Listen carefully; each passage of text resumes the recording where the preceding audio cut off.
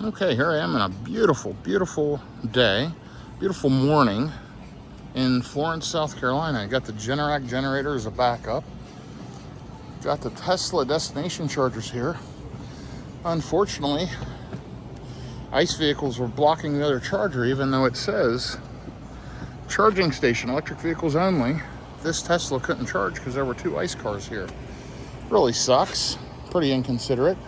But at the end of the day, the Cybertruck's up to 100%. I'm leaving today from Florence, South Carolina. I've got a meeting locally in South Carolina, and then I'll be driving to Oxford, Alabama on the way back to the Dallas-Fort Worth area. I stayed at the Homewood Suites here, had level 2 charging. I was fortunate enough to be able to get plugged in. I'm going to get in the car. I'm going to kind of show you the plan for today, and then we'll get on the road. Thanks for following along. This is going to be a long road trip, cross-country, in a Tesla Cybertruck using full self-driving. And if you enjoy real-world EV content, road tripping, charging, etc., do me a favor, click like, click subscribe, shoot me a comment, positive, negative, or otherwise, and let me know what you think when you watch this video. I've got a Rivian, I've got a Tesla Model Y Juniper, and then I've got this Tesla Cybertruck currently. I've owned 8 EVs, I've been driving electric for about 3.5 years, and if you're looking to buy a Tesla, check out the referral code. It's a link in the description of my video, along with any vendor accessories you may want, like those cool EV base running boards, floor mats, different things like that. There's big discount codes in the description of my video as well. Anyway, enough of all that stuff. We're gonna get loaded up here, get on the road, and I will update you in a minute. Okay, here is the plan for today. We're headed right over here, just 0.9 of a mile away for a lunch meeting in just a few minutes, early lunch. Then we're headed up to a meeting in Hartsville, South Carolina. I got to be there around 1 o'clock for a meeting. Then I'm going to head over. I want to get to this Pilot Flying J Travel Center. I've got to plug in the actual EV charger so that it preconditions, but I'm going to maybe skip this Augusta. I may stop there, use the facilities, and then I'm going to travel on, and I'm going to try to hit this for sure because that's an EV go, and I've got a couple years of free charging. I got 1 year left. And I'm going to try to put in as many electrons as I can there, which will allow me to skip this Conyers, Georgia, and probably make it right to the Spark by Hilton, Oxford. So you'll see I've got a total of 390 miles to drive today, about 7 hours of driving, but it's being split up over several hours. So it's going to be a long one today. I expect to get to the hotel tonight about 8 to 9 p.m. Eastern. We'll see how it goes. It depends a lot on Atlanta traffic because I've got to go through Atlanta. So today I'm going from Florence, South Carolina, through Georgia, over to Alabama, multiple states again today. And ultimately, the road trip, I'm going to stay in Oxford and then head back to the Dallas-Fort Worth area tomorrow. I don't know that I'll make it all the way. I may stop in Shreveport.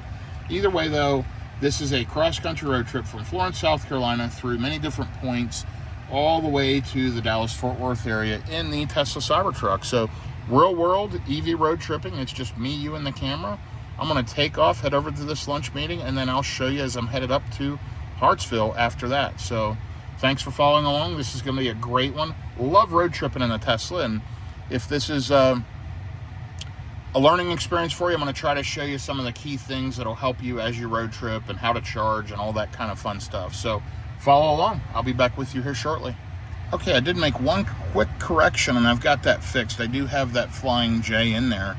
Let's see if I remove all charging stops, if it says I can make that one. So it says, unless I lose energy, I can make it all the way to that one with about 12%. We'll see.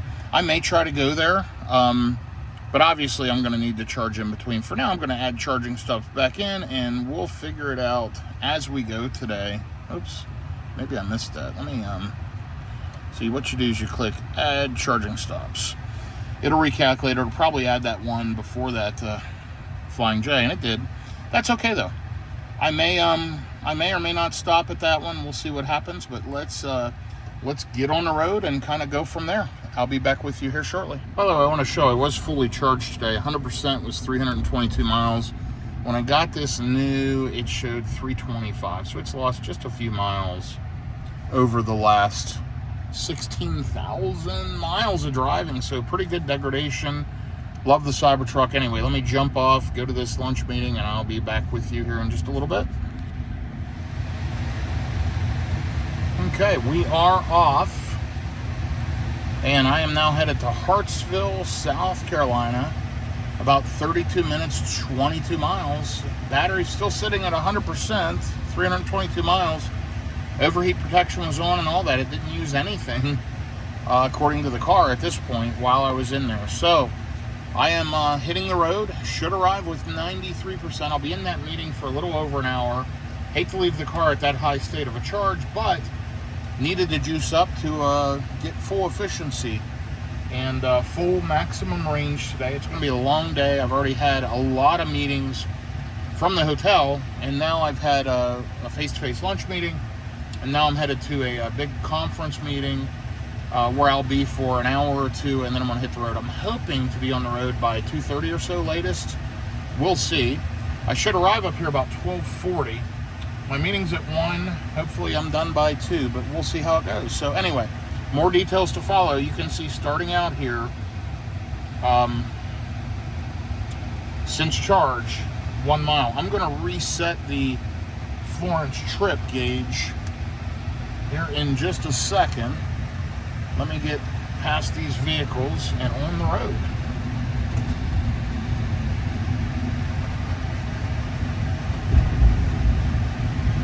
Okay, let me kick FSD on. Let it help. Let's click down here.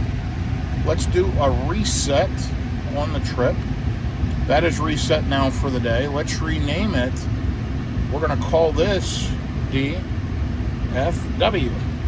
Save. Okay, so now we have our DFW trip down here saved.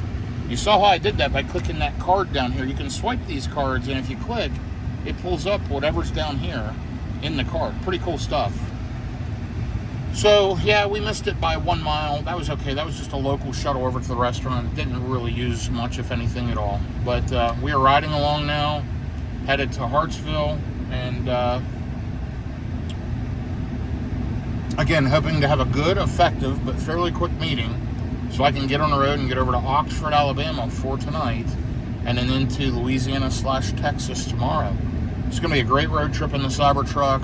Absolutely love the truck. Love full self-driving. It's a game changer when you're on these long road trips. Absolutely. Whoops.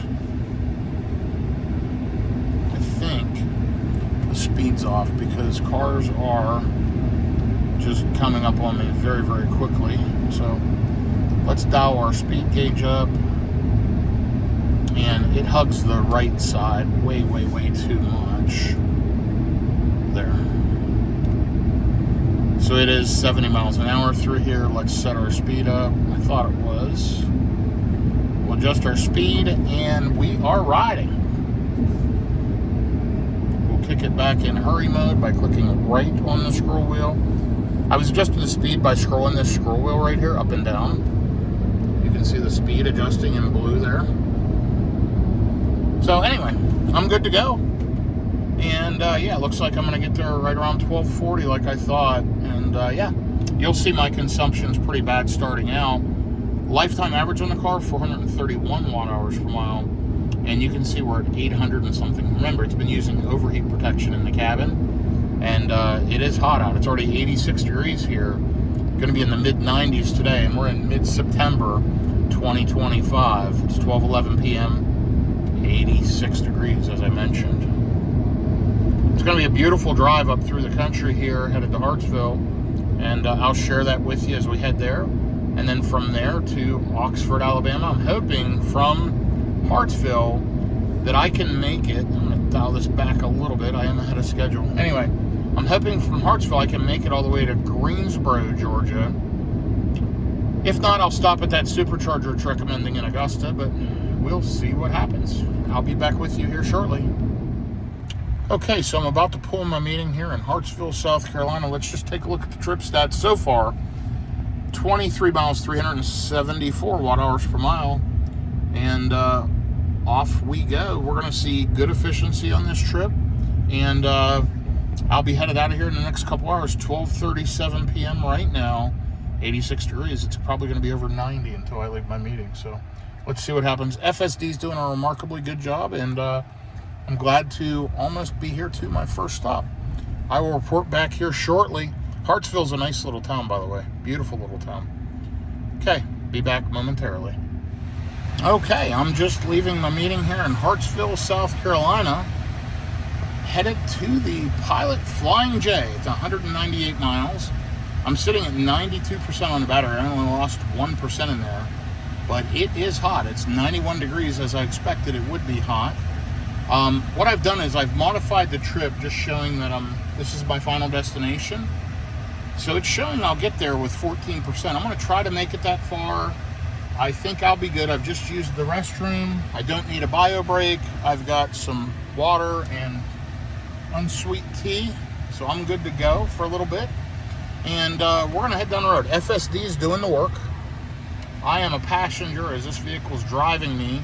And these are EVgo. There's two 350 kilowatt chargers. I do have, as I mentioned earlier, some free charging there. I'm going to go ahead and use that up, and or use that. And also, they charge this vehicle more quickly than a Tesla supercharger in general.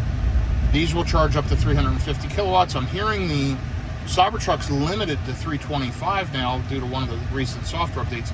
I'm going to find out because I've seen these pull 350 before. If that's the case, it will only pull 325 or less. So we'll see what the behavior is, but we should get there at 10 to 15%. And yeah, it'll be a good test of those EVgo chargers. Now, there is a Tesla supercharger not long after that. If for some reason we can't charge there, there's a Tesla supercharger not long after that on the way to Atlanta that I can hit. So that's the plan for now. We're going to get out of Hartsville here, get out on the highway and ride on, ultimately jumping out on I-20 in probably 25 or so miles once I wind my way out of Hartsville, South Carolina. So I'll be back with you in a bit. Obviously, consumption's terrible starting out. It's at 823 watt-hours per mile. That will improve as the cabin cools down and as we get up to speed here. Remember, it was consuming a lot of electricity just sitting there with cabin overheat protection turned on. So off we go on the way to Greensboro, Georgia. It is a Flying J electric vehicle charging station by EVgo. More details to follow. Beautiful town, by the way, as I'm driving through it, or the car's driving me through it, as you can see. It is really, really nice. The leaves are starting to change slightly. Beautiful area. I'll be back with you shortly. So we are definitely riding through the country. I have been on phone calls. So we've been driving for 19 minutes, 14 miles, 363 watt-hours per mile. Shows we're going to get there with about 12%. Should be fine. We'll keep an eye on that. Like I said, there's a Tesla supercharger about 25 miles past that. So as of right now, I would be good to make it to that charger if I had to, if the EVgo charger's not working. But right now, that EVgo charger in Greensboro, Georgia shows just fine. And that's my plan, because I know I can get the optimum charge there if everything's working properly. And I've had good success at the Pilot Flying J EVgo infrastructure. It's been very, very good. And I can get faster speeds with this 800-volt battery pack in the Cybertruck. So it's a split pack configuration. It can charge at 400 volt or 800 volt. And if you plug into a Tesla charger, it charges at 400 volt, split pack, and it uses a ton of amperage to pull high kilowatts. When you plug into an 800 volt, it'll charge as the normal pack design with high kilowatts with lower amperage. It's incredible what all this battery pack can do. But nonetheless, we should be there around 5 p.m. I want to get a pretty deep charge there. I probably want to be there roughly 30 minutes, stretch my legs, use the restroom, maybe get a refreshment and a snack, whatever, because then I've got another few hour drive to get to the hotel in Oxford, Alabama. I'm staying at the Spark by Hilton, Oxford. They're supposed to be charging there. I looked on PlugShare, I looked on ChargeWay. I don't see chargers at that hotel. But on the hotel, Hilton site, it shows they have EV chargers. Now, the neighboring parking lot does at another hotel, so maybe that's what they're referring to.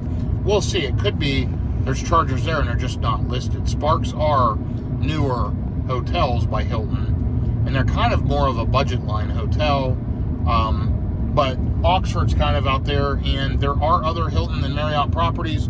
The thing is, the Spark was the only one of those properties by those brands that had EV charging. So I'm going to try it. We'll see how it goes.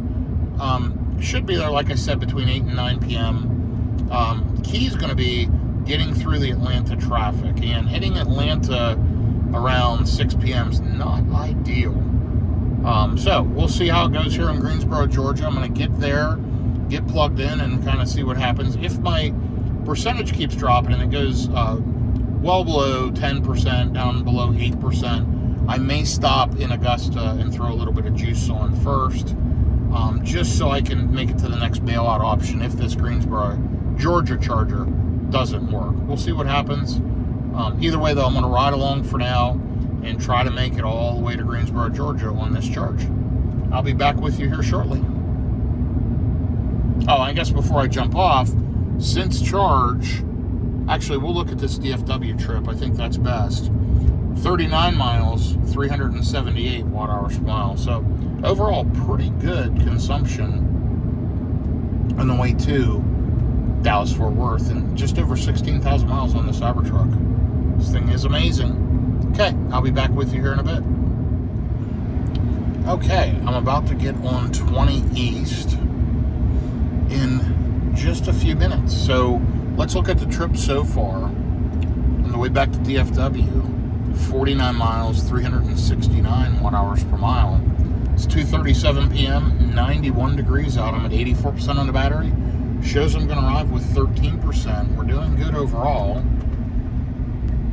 Man, this FSD is crazy, crazy good.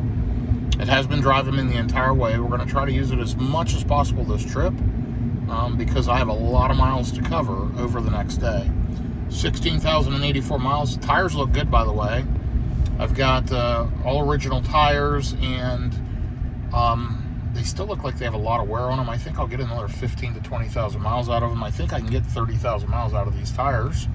We'll see. But yeah, now we're jumping on 20 West, and we're going to be on 20 for quite a while. So we're going to see I-20 across this country for the next day or so. So this is going to be a long ride on 20, all the way in almost to the Dallas-Fort Worth area. So yeah, let's ride along. Let's enjoy the ride. We're going to get up to speed here.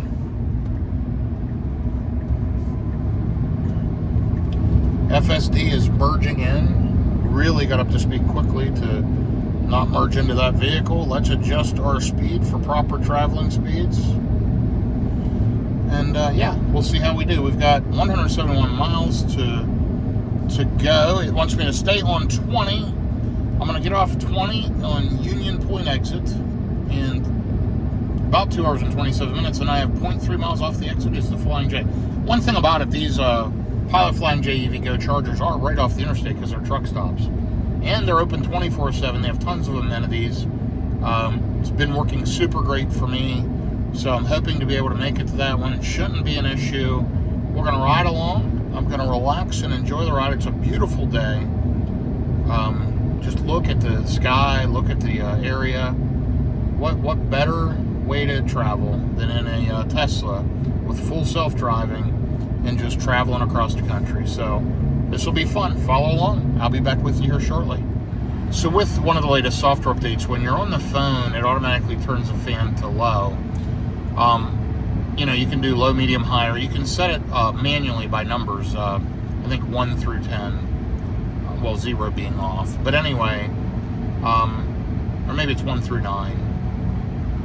Or 0 through 9. Anyway, that's an option you can select to say, hey, automatically reduce fan speed during phone calls for noise level. So I do that. Having it at a low fan speed for like the last, however long it's been since we talked, probably an hour, because I know it was on this last call for 45 minutes, you'll see now I'm going to arrive with 21% at that EV Go charger. Crazy, right? So I've got an hour and 35 minutes left, 112 miles. I'll arrive with 21%, 92 degrees out, 3:27 p.m. I think it was 2:37 last we talked, if I recall, and so that'd be 50 minutes ago. But see how much range I've gained? And I'm running at highway speeds, as you can see. I'm getting passed constantly. running at these highway speeds because cars go way faster than normal here. Check this out. And that's just some random service truck. They just constantly are passing me. Anyway, I've driven 109 miles. I'll call it 110 miles so far. Nope, 1 second.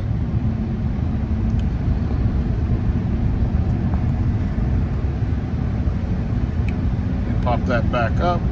There we go. 110 miles so far. 379 watt hours per mile.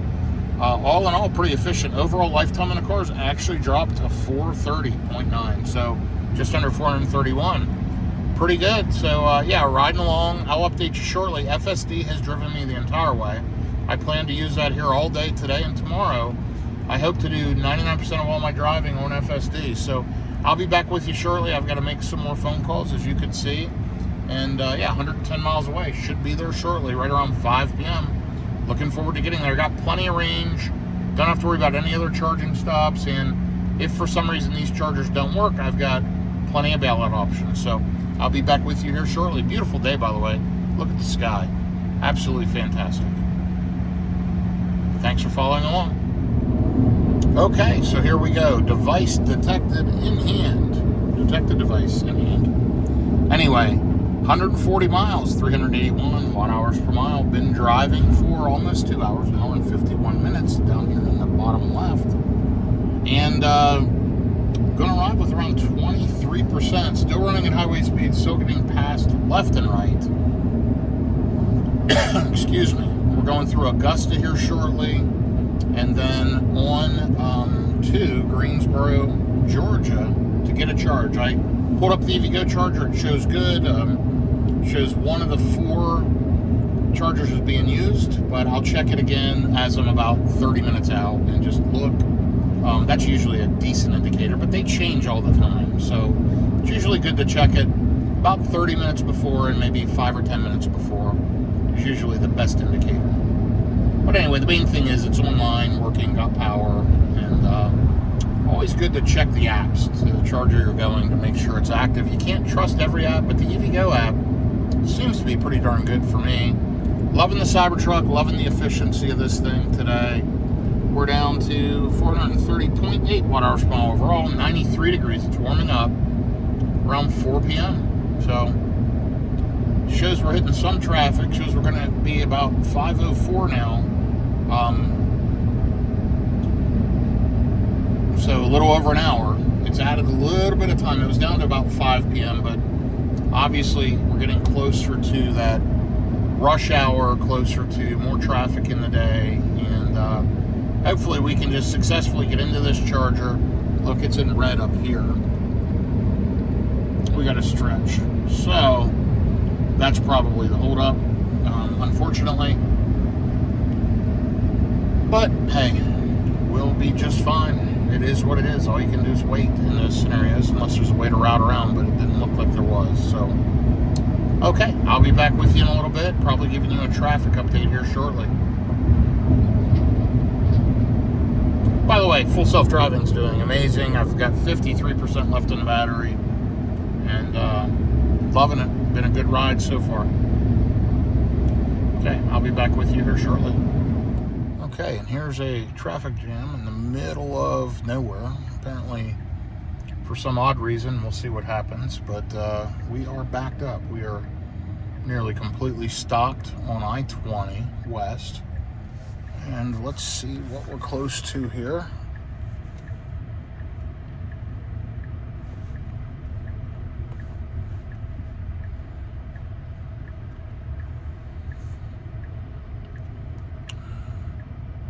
So over here is Augusta. We're just kind of in the middle of nowhere. Yeah. Yep.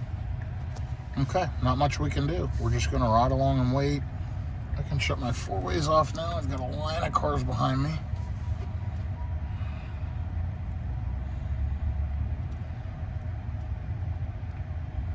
Nice thing with FSD and these types of events, you can just kind of sit back and let the car navigate it. Certainly takes some of the stress out of all the stop and go. Makes it much easier. So it came to a stop properly. It's been managing it. So yeah, that's good. hopefully we get through it soon. We'll see what happens. I'll be back with you here in a bit. Okay, well, we made it through the traffic. It's 4:01. We've got 73 miles to go. Shows we're going to get there at 5:04. I have no idea what caused it. There was a cop car in the right lane. Traffic was going around it, and then the cop car shut the lights off and took off. So I don't know if it was an accident they were clearing up or somebody got pulled over or whatever it was, but in the next 5 minutes, 10 minutes, that whole area will be cleared out. So it's just heavy traffic now running at highway speeds as we head on the north side of Augusta on 20 and then on through to Atlanta. Again, we're stopping in Greensboro, Georgia at this charger, and we don't have far to go. Still arriving with about 23%. Good efficiency overall. It's a good trip, good day, and yeah, I'm enjoying the ride in the Cybertruck. Love the road trip, love the Cybertruck. Tesla does a great job. I think one of the future trips, I've got a bunch of them coming up. I think I'm going to take the Rivian. I haven't done much Rivian content in a while, and I got some feedback that people want to see Rivian videos. Also, people really want to see Model Y Juniper videos. Let me know what you think. I'd love to hear, what vehicle should I take on my next road trip? Cybertruck, Model Y Juniper, Rivian R1T, or something else? I'd love to hear your feedback.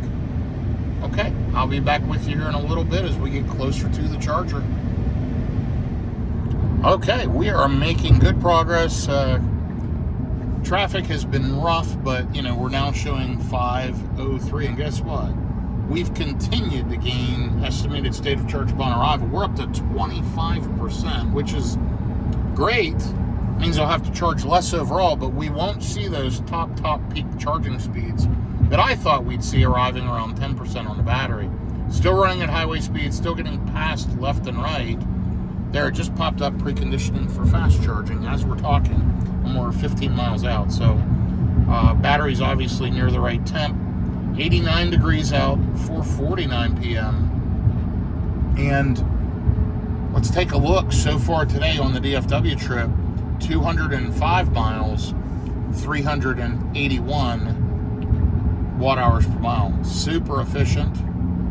Overall in the vehicle, down to 430.6 and 16,239 miles. We'll cross 17,000 miles on the vehicle on this road trip as we're headed back to Dallas-Fort Worth. Been driving 2 hours and 47 minutes. And guess what? It has been good. I've got 31% on the battery. Riding along and enjoying FSD this entire trip. Look at it, just changing lanes, doing its thing. It's absolutely fantastic. If you haven't driven one, go do a demo drive. It's amazing. And here's my perspective from my driving view. Check out the Cybertruck.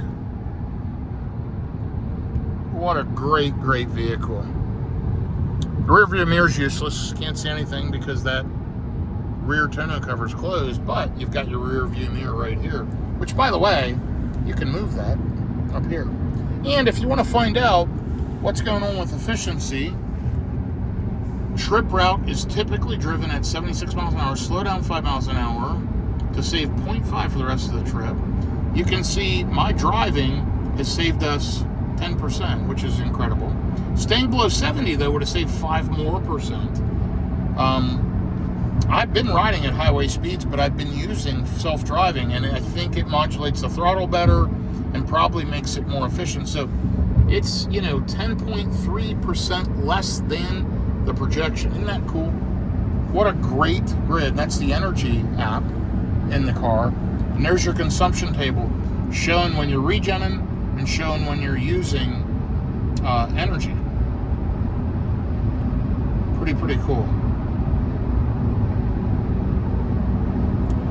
So it is 4.3 watt hours more than vehicle rated. See that up there? What that means is it's running at a level of efficiency pretty close to what its factory recommended at, meaning it would get 322 miles on a full charge, which is incredible. And this has been one of the most efficient stretches that I've taken in the Cybertruck. Let me change that back to drive. I like it there. And yeah, we're good to go. So getting off the exit in 11 miles, it's right off the exit. We're going to ride along, enjoy the rest of the drive, and I'll be back with you here as we exit. This is what most of my drives look like on 20. Trees, big grass divider in the middle, 2 to 3 lanes on my side, 2 to 3 lanes on the other side. So between a 4 and a 6 lane divided highway, and just rolling along. Gotta love it. Okay, I'll be back with you here in just a bit.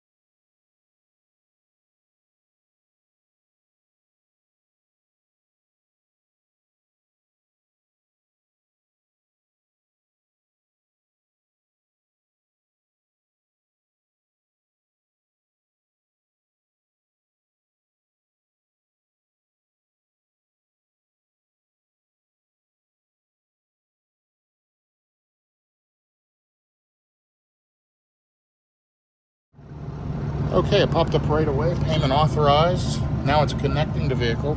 We're plugged in, and here's what this looks like. You can see it's communicating, flashing blue. Should start flashing green in just a second. Checking cable safety.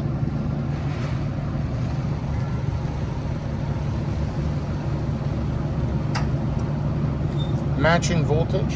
Should be only another second. We're still flashing blue over here. And we're green.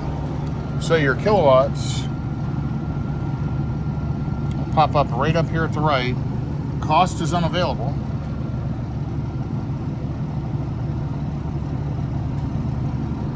Look at that instant ramp up on an 800 watt charger.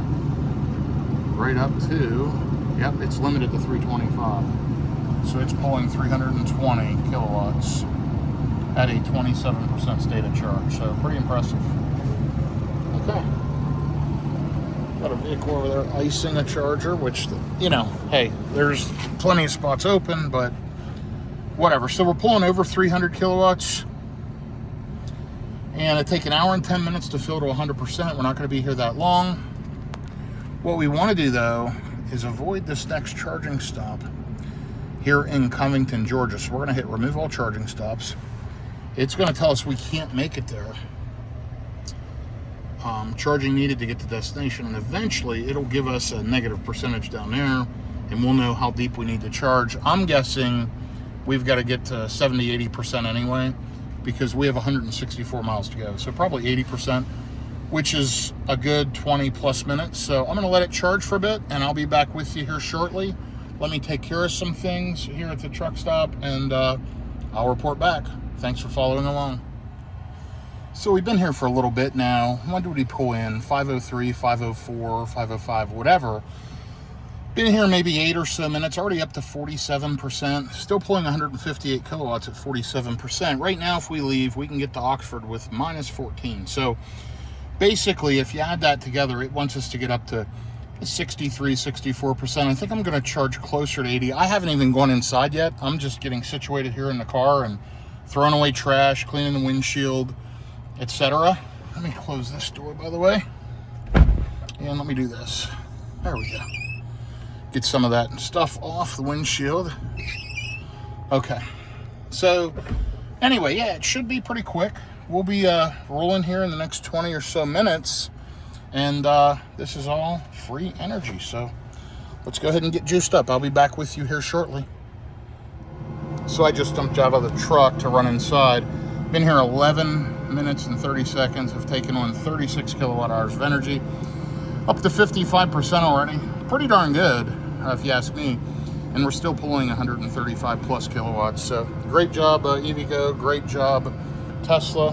And let's run into this Flying J and take care of business. I'll be back with you shortly.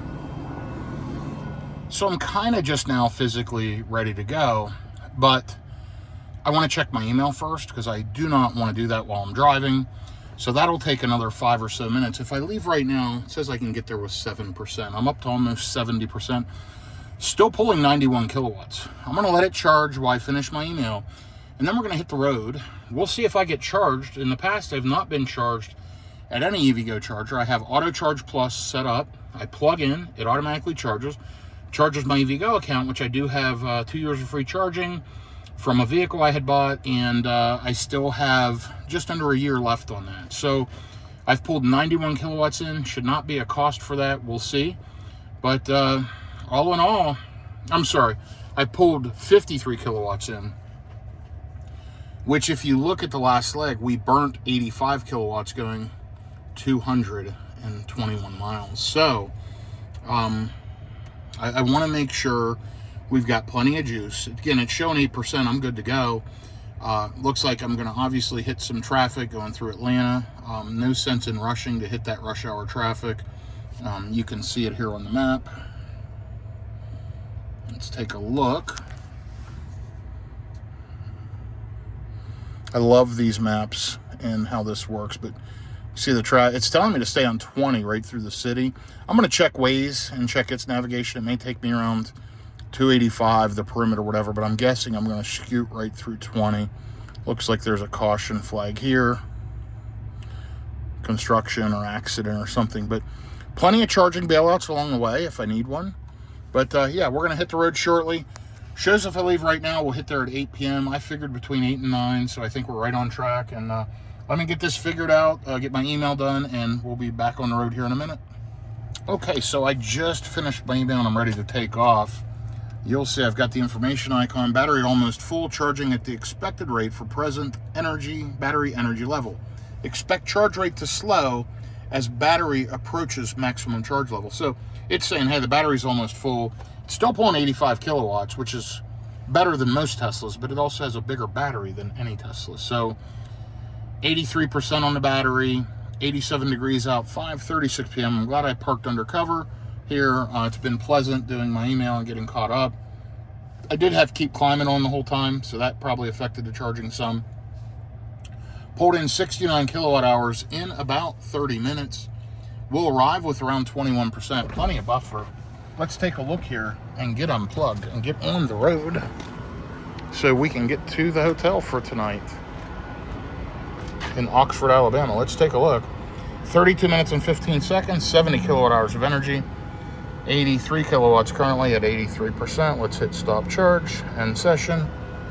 And I'm going to go ahead and get unhooked. I'll be right back with you shortly. Okay, we are on the road again. The fans are ripping to cool down the Cybertruck. We're going to dial the speed back just a bit. I'm getting passed left and right. I've just been rolling for 1 minute. Believe it or not, I've already been passed. People just go really, really fast. We're 80 miles from Atlanta. Hopefully traffic dies down till we get there. It's 5:40 p.m., so we'll be hitting there closer to 7. And then on to Oxford. Showing 2 hours and 35 minutes at current traffic, 162 miles. Shows arriving with 22%. Battery's at 83% right now. It is cooling down, 86 degrees outside. And glad to be back on the road. Feel refreshed, feel good. That 30-minute stop helped, and got done what I need to do, and I'm back rolling. So it appears that was a free charge, which is great. And I will keep you updated here as I ride along. Thanks for following. Thanks for watching. Let's go ahead and make it get back in the right lane. It loves to sit in the left lane on hurry. And there we go. We'll dial it back just a little bit. Anyway, I will be back with you here shortly. Okay, I am through a lot of the Atlanta traffic. What happened was, I've been on phone calls the whole time, busy work day.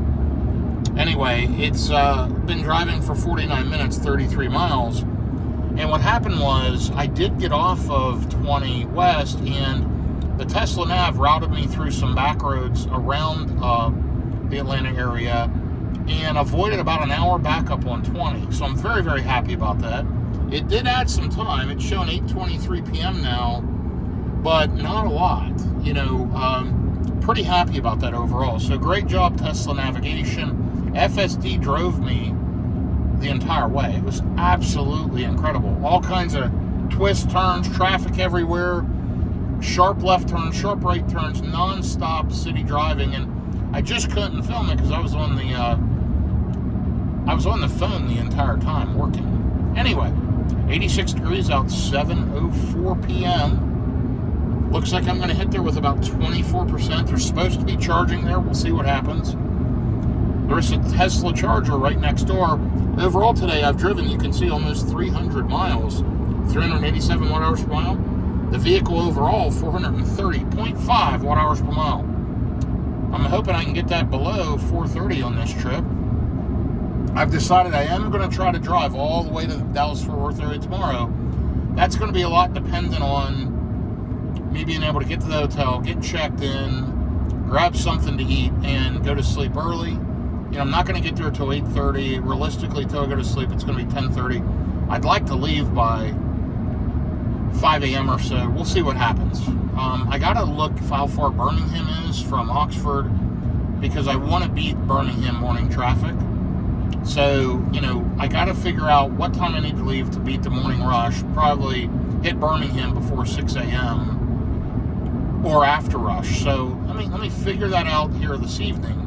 And you'll know more by tomorrow morning, which for you will just be a few minutes, I'm sure.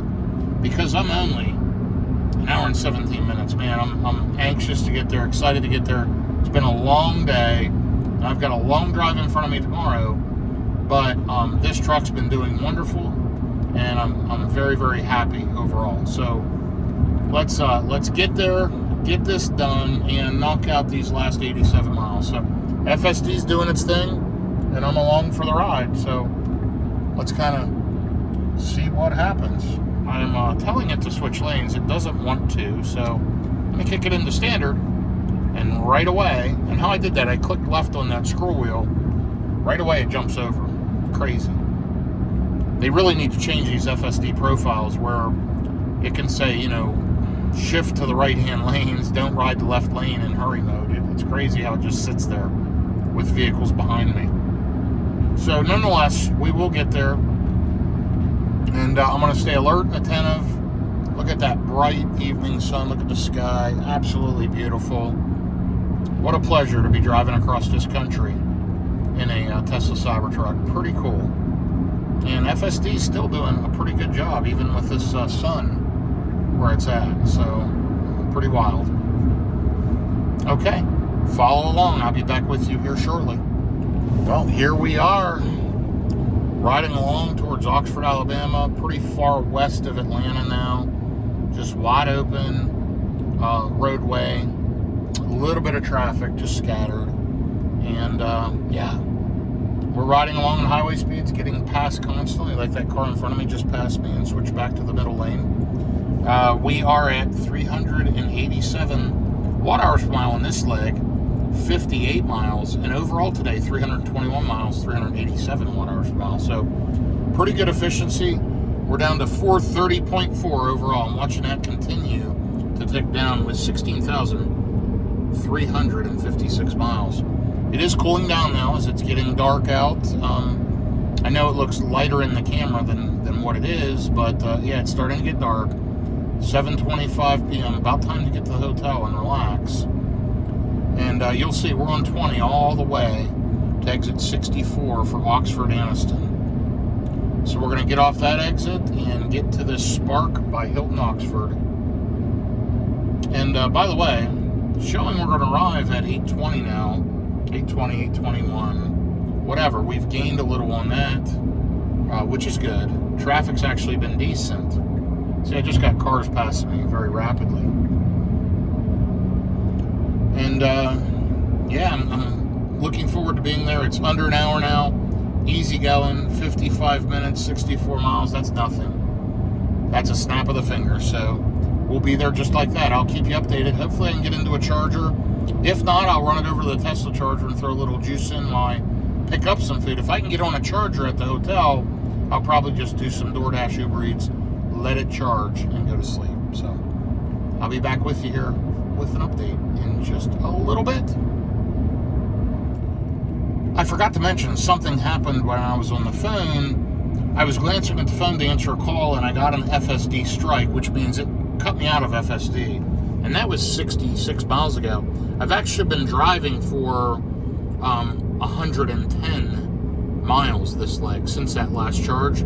But I had to stop 30-some miles, 40-some miles into it, like 43 miles in order to put the vehicle in park quickly. I pulled off the interstate, off an exit, put it in park, put my four-way zone, got out, locked the doors, got back in, and that reset FSD so I could use it for the rest of the drive. And that was before Atlanta, so I did forget to mention that. So overall on this like 396 watt-hours per mile, I've been driving 110 miles. So little mistake earlier, I didn't report that. I felt like you needed to know. We have driven 330 miles. We're getting close now, 48 minutes, 56 miles. The sun is setting. It's beautiful out there in the distance. And yeah, it's starting to get dark out, as you can maybe see. The camera does make it look a lot lighter out than what it is. Anyway, I'm going to jump off, and I'll be back with you here as we get to the hotel. Well, here we go. Final stretch. It is pretty much dark out. Again, you see a lot more light in the video than what I do in person. But we're almost to the hotel. 14 minutes, 15 miles. Going to arrive with around 26%. Cybertruck has done an amazing job today. Let's check our energy graph that we enjoy looking at here. And we're 2.9% better than expected. We've used 2.9% less energy. Here's the things that would have improved. You can read those. I'm going to stay focused on the roadway. But all in all, it's been a very good drive today in the Cybertruck using FSD. You know, it's funny, I was just talking to somebody about full self-driving, and I've been looking at picking up an extra vehicle because I've traveled all over the country, I have multiple places, whatever. And right now we have 3 electric vehicles. I was looking at potentially a Mercedes EQS. And the reason why is the depreciation on them. You can get a used EQS with 20 or so thousand less miles, a 2023 with 20,000 or less miles. For example, one I was looking at, stickered for $144,000, and I had it worked out to buy it for right around $60,000. So $84,000 depreciation in 2 years. Of course, they'll depreciate further, but actually for that price, pretty incredible vehicle. There's flaws with them, but here's the problem. No self-driving. Yes, Mercedes has some highway assist and this and that, but none of those systems work great in construction, through city streets. I just drove all around Atlanta avoiding I-20, and the truck completely drove me. And I was telling the person I was talking to, I don't think I can buy another vehicle at this point. Self-driving has me locked in. It's a must. So maybe I'll pick up another Model X long range with unlimited supercharging and full self-driving. Let me know what you think. I feel like a Model X would be smart. The problem is they're priced too high right now. They were down to mid-70s. Then a federal credit, all that. You could get one for low 70s overall. Now they're $100,000. So it's not worth to me paying $25,000, $30,000 extra to get self-driving and supercharging. I do believe after September 30th, the EV tax credit goes away. I sincerely believe that Tesla may drop some prices of some vehicles to make up for the lack of the tax credit. I think the Cybertruck could drop in price. I think the Model X could drop in price. And if those things happen, I'd love to pick up another Model X. I drove the refresh. I think there's a lot of improvements underneath that vehicle. It's way quieter, way smoother than any Model X I've ever driven. I had a 2022 Model X Plaid. I had a 2020 Model X Long Range Plus. And that 2026 Model X I drove, phenomenal. And yeah, it was a 2026. You can tell by the 10th digit of the VIN number. That's a common practice for manufacturers to release the next model year early in the previous year. For example, I've had my Model Y Juniper for, 4 or 5 months now, and it's a 2026. It's still September 2025. I picked it up, April or May of 2025, and it's a 2026 model year. Anyhow, driving, there was a Mustang Mach-E, driving the refreshed, it's not really refreshed, but slightly updated Cybertruck was,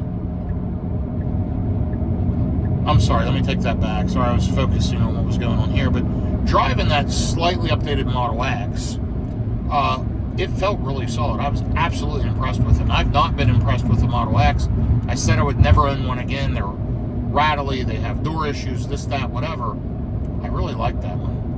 So if they drop the price back to a normal level, if it was around $80,000 for a Model X long range with FSD and unlimited charging, I would buy one, and I would run it for probably up to around 150,000 miles, around the battery warranty, and I would probably get rid of it around then. Anyway, we'll see what happens. Let me know what you think. Is full self-driving that important to you? It's really important. On a long day today, I have meetings. They finished up around 2 p.m. I've driven almost 400 miles total today until I get to my destination. Full self-driving drove me 99% of the time. Absolutely phenomenal. I'm not totally fatigued. I'm fairly fresh. I'm sitting back, relaxing. My hands over here, up on the windowsill, and this thing's just driving me down the road like flawlessly overall. Even in the Cybertruck, it's gotten so good. The Cybertruck has still some lane wandering issues, and I think it's due to the size of the truck, and I think they're working on dialing that in. I think by the time we hit version 14, which is hopefully coming soon, we haven't had a real FSD update in a long time. It's been months, and I think they've been focused on robotaxi. But I'll tell you something, I think the next version is going to be so good. It has gotten incredibly good.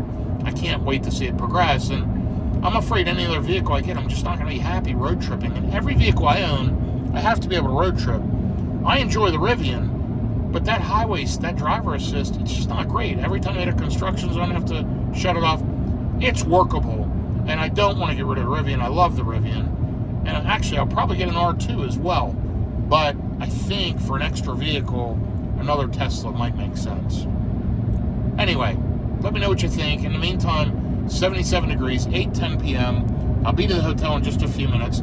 Let's cross our fingers and hope we can get plugged in. Typically, the hotels along this corridor, if they have charging, it's usually available as long as it's not iced, blocked by a internal combustion engine vehicle, because there's not a ton of EVs on these routes, traditionally. I-20's been a charging desert for CCS vehicles. Tesla, we have some good options, and it'll get better. I'm looking forward to Iona opening up some stations along 20. I've yet to charge it in Iona. I did learn the Cybertruck's clearly limited to 325 kilowatts, as you saw today at EVgo. I am going to try to hit some EVgo chargers.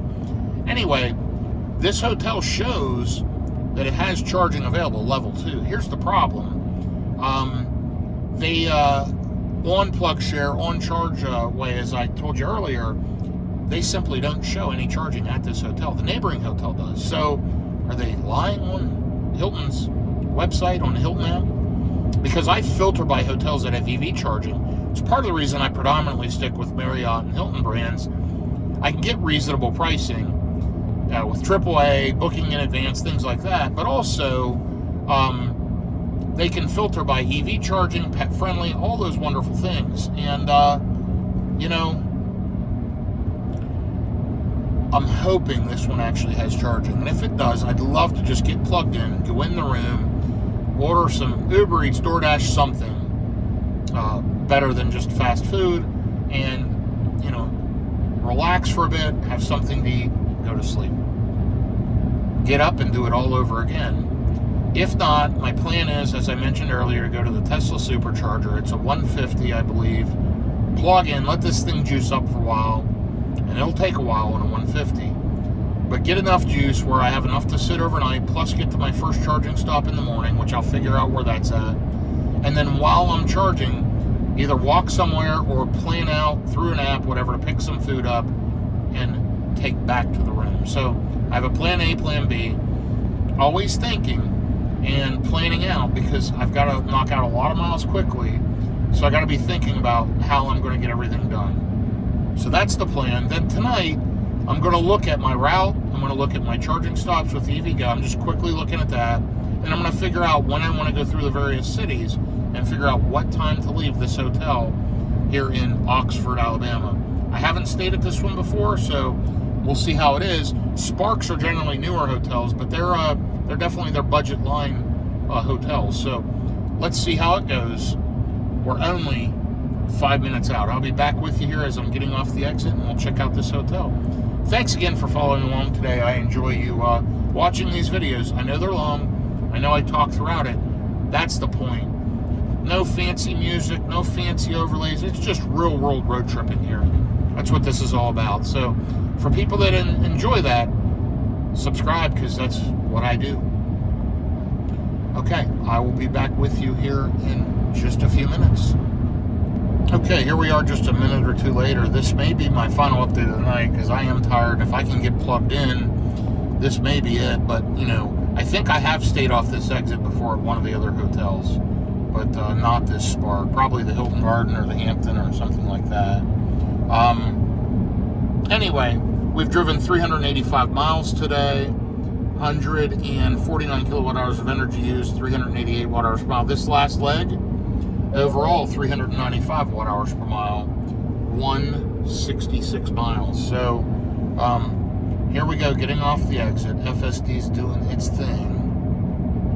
And it looks like, yeah, this hotel is right off the exit. You can see some Tesla destination chargers there in red, right after the little black dot for the hotel. Straight above it, that's a Tesla destination charger icon.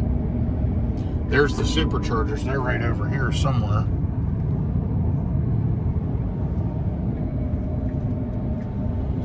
And I've probably charged at them before.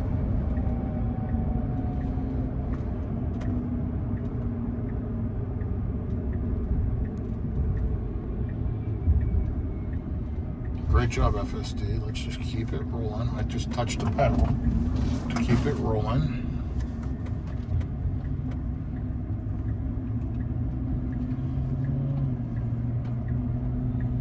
And it looks like my hotel's up here on the right. I see it. It's right over here. Okay, there's a couple walkable food options. Nothing great, just all some fast food. Wow, there's a Zaxby's. That's doable. That's fast food, but they have some salads and things like that that are usually pretty good.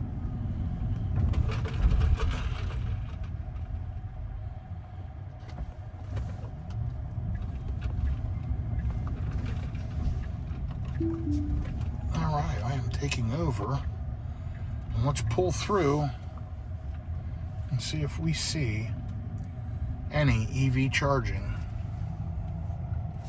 There they are. Wow, look at that. And they're available. Great news. Absolutely great news. So let's get backed in, let's get plugged in, and let's get some free juice. I believe it's free. They can now charge on these Tesla destination chargers, only on the Gen 3, the new ones, the white ones. Well, I guess the old ones are white, but the ones with the dual dock, J1772 and Tesla. I think that's far enough back. Okay, let's look at the final stats for the day. There is the final stats, 387 miles, 386 watt hours per mile. Overall in this last leg, 167 and 391. 7:18, I have now switched to Central Time. I am here, and guess what? 27%. So a good day. We're going to get plugged in, go in the hotel, and get a good night's sleep. I'll be back with you in the morning. Okay, I'm just leaving the Spark by Hilton. It's about 4:15, 4:20 a.m. There's plenty of hotels right here. La Quinta has charging according to PlugShare. But I added these two chargers to PlugShare. They're working great, 9 kilowatts. I'm not fully charged. I should be over 90%. Let's go ahead and get the Cybertruck loaded up, and I'll be right back with you here in just a few minutes. Thankfully, they have the signage, and people didn't block the chargers. Pretty cool. So I'm going to get the Cybertruck loaded up, and I'll be back with you from inside the cab.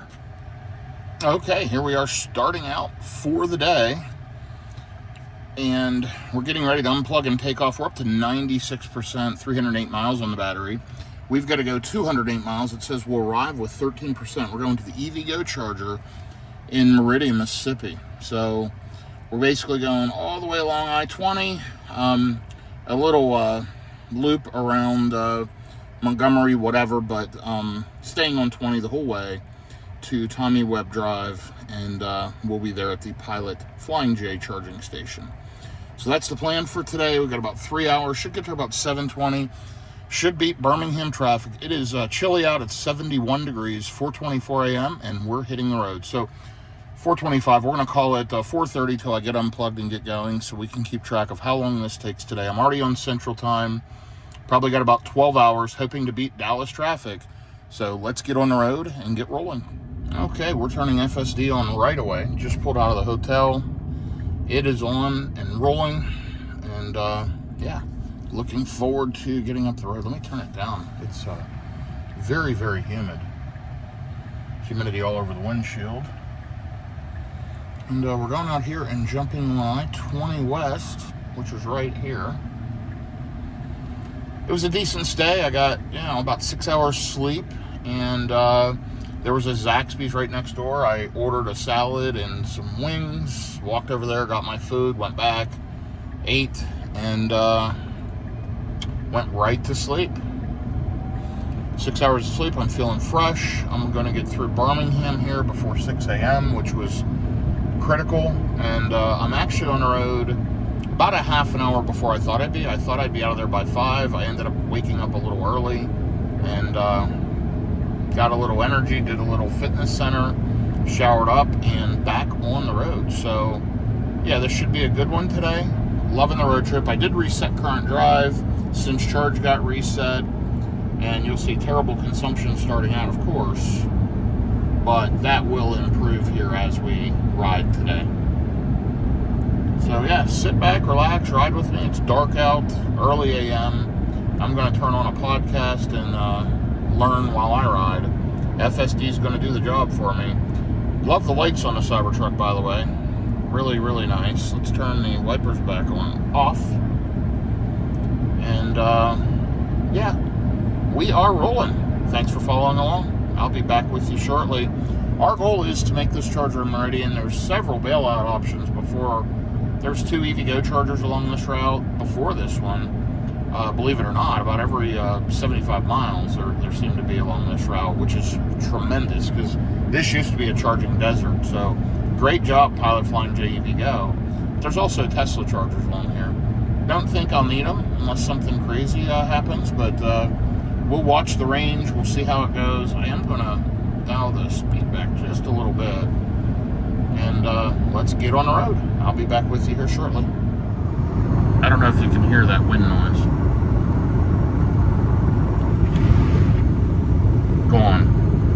did was slightly adjust the window so it's not up as much, and it adjusts with the seal, and there's no wind noise. So let me try that again.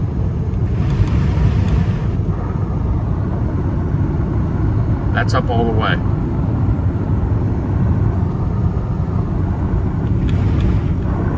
That's up all the way. There, I just adjusted it down a little. So yeah, something in the windowsill on the driver's side. Okay, so I thought I'd give you a little update, a little bit into the trip. Consumption's improving, but it's still very high, 490 watt-hours per mile. That'll level out here as we get going. Also, as the sun comes up and it warms up just a little bit.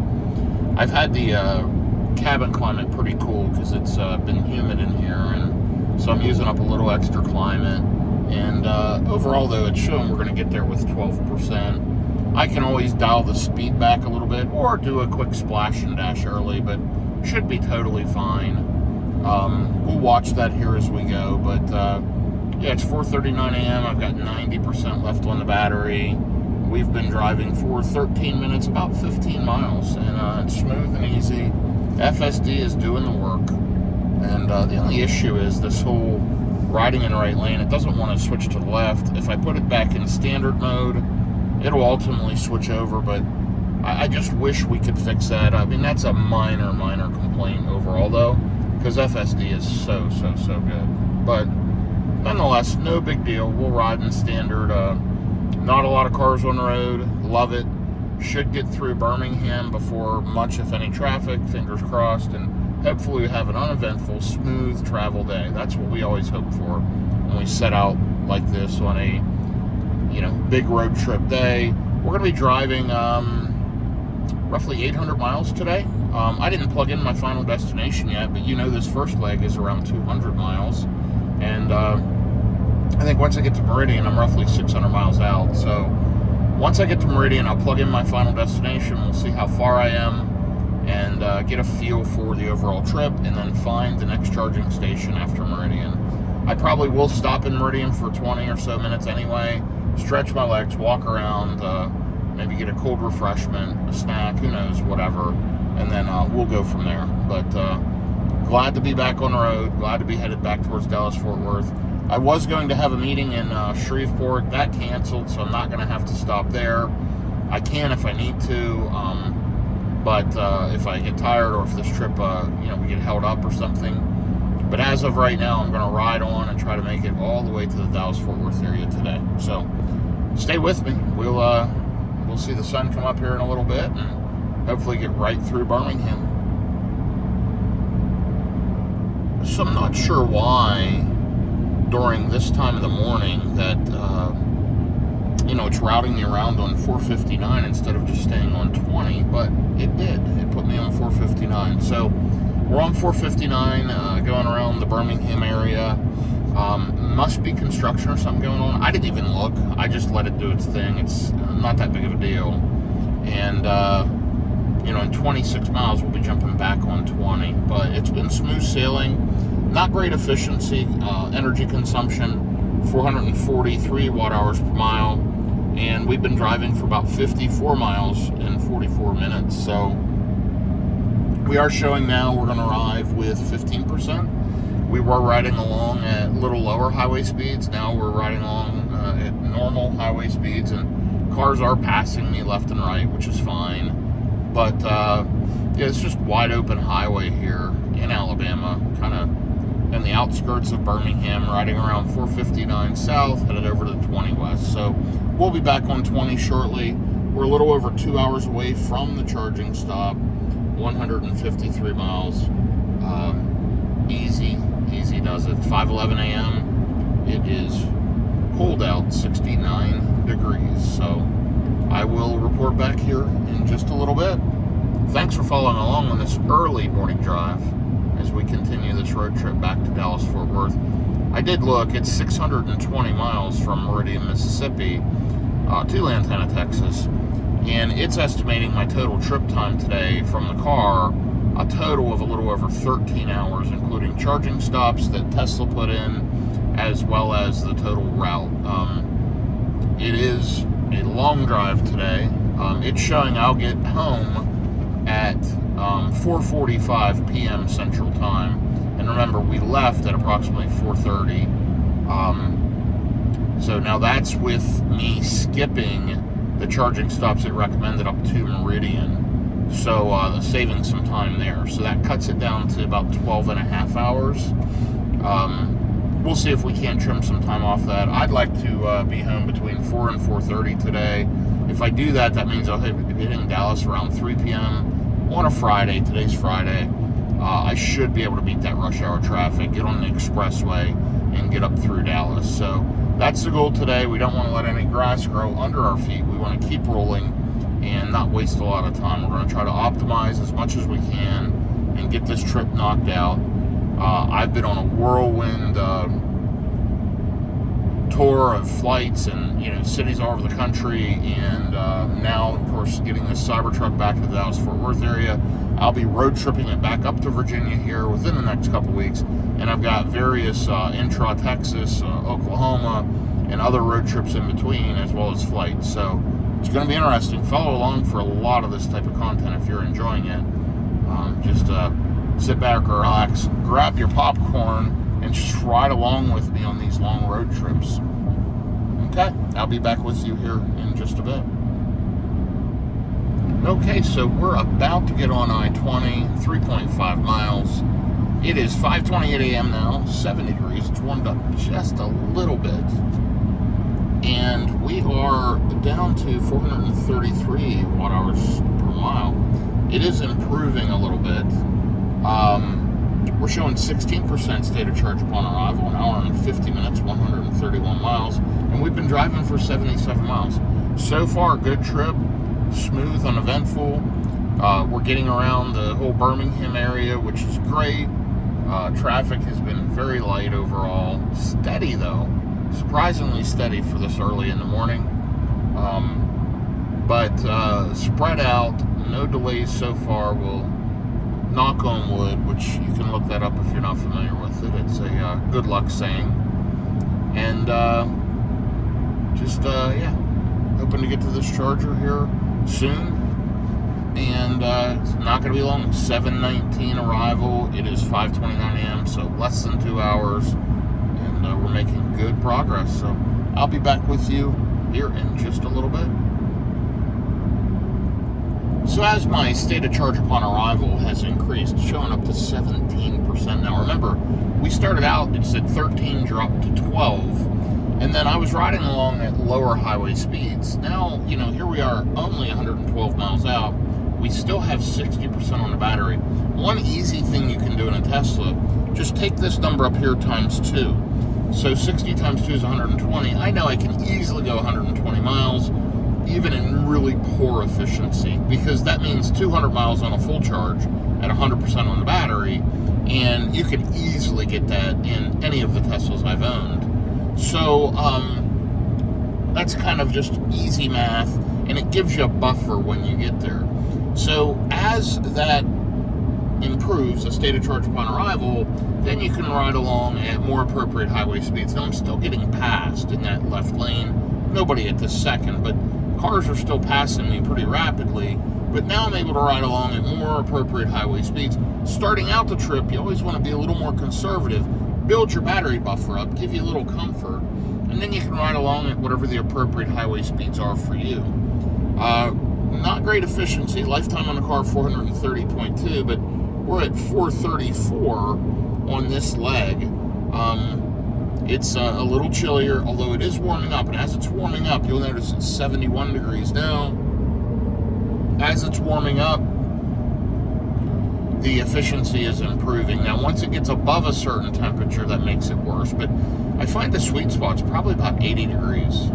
I think I get about the best efficiency, right around 80, 85. Not much above that. That burns more energy. And below 80, it starts to burn more energy for whatever reason. So, anyway, should arrive around 7:19 a.m. Looking forward to it. We're about halfway there. We've been driving for an hour and 19 minutes. We have an hour and 34 minutes to go. And this is my view. This is my office today. Riding along in my Tesla Cybertruck with full self-driving. doing its job. You can see my hand over here blocking the light bar.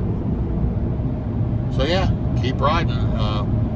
The sun will be coming up shortly, and this is just going to be a beautiful drive today, and I'm enjoying it. I'll be back with you here in just a little bit. It's kind of crazy what a little warmer temperatures can do for you. You know, it's 72 degrees out now, and we're at 425 watt-hours per mile, so better than the overall lifetime of the car, and that's the average for the last 117 miles. So as it's warming up in the day, my efficiency is improving. So that's good. That's good. I like when it's better than the overall lifetime of the car. That means I'm adding value, and I'm decreasing energy loss and increasing efficiency as I ride, which is a good thing. See, standard mode just does not switch lanes. It just sits here and slows down. Now here it is. It lost several miles per hour, and now it's going to jump in the left lane. It's super conservative. Hurry mode's great, but then it sits and camps in the left lane, which is no good.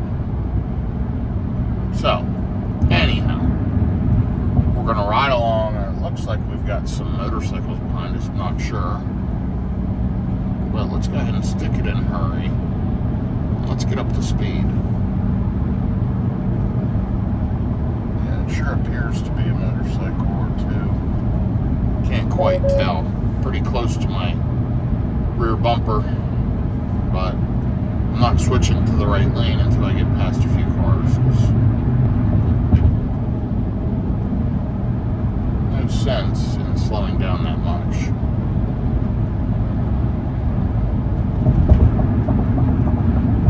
But we're just about past this last group of cars. I'll put it back in standard mode and let it jump over one lane to the right. And let's go ahead and kick it in standard mode. Dial the speed back a notch. And it should. There you go. As soon as I got past that car. Now it does take a minute to switch lane. It kind of conservatively moves over. And there it goes. And here go the motorcycles. So cool. They are so cool. I'm joking, of course. Not impressed. Not impressed at all. I'm glad they enjoy them, though.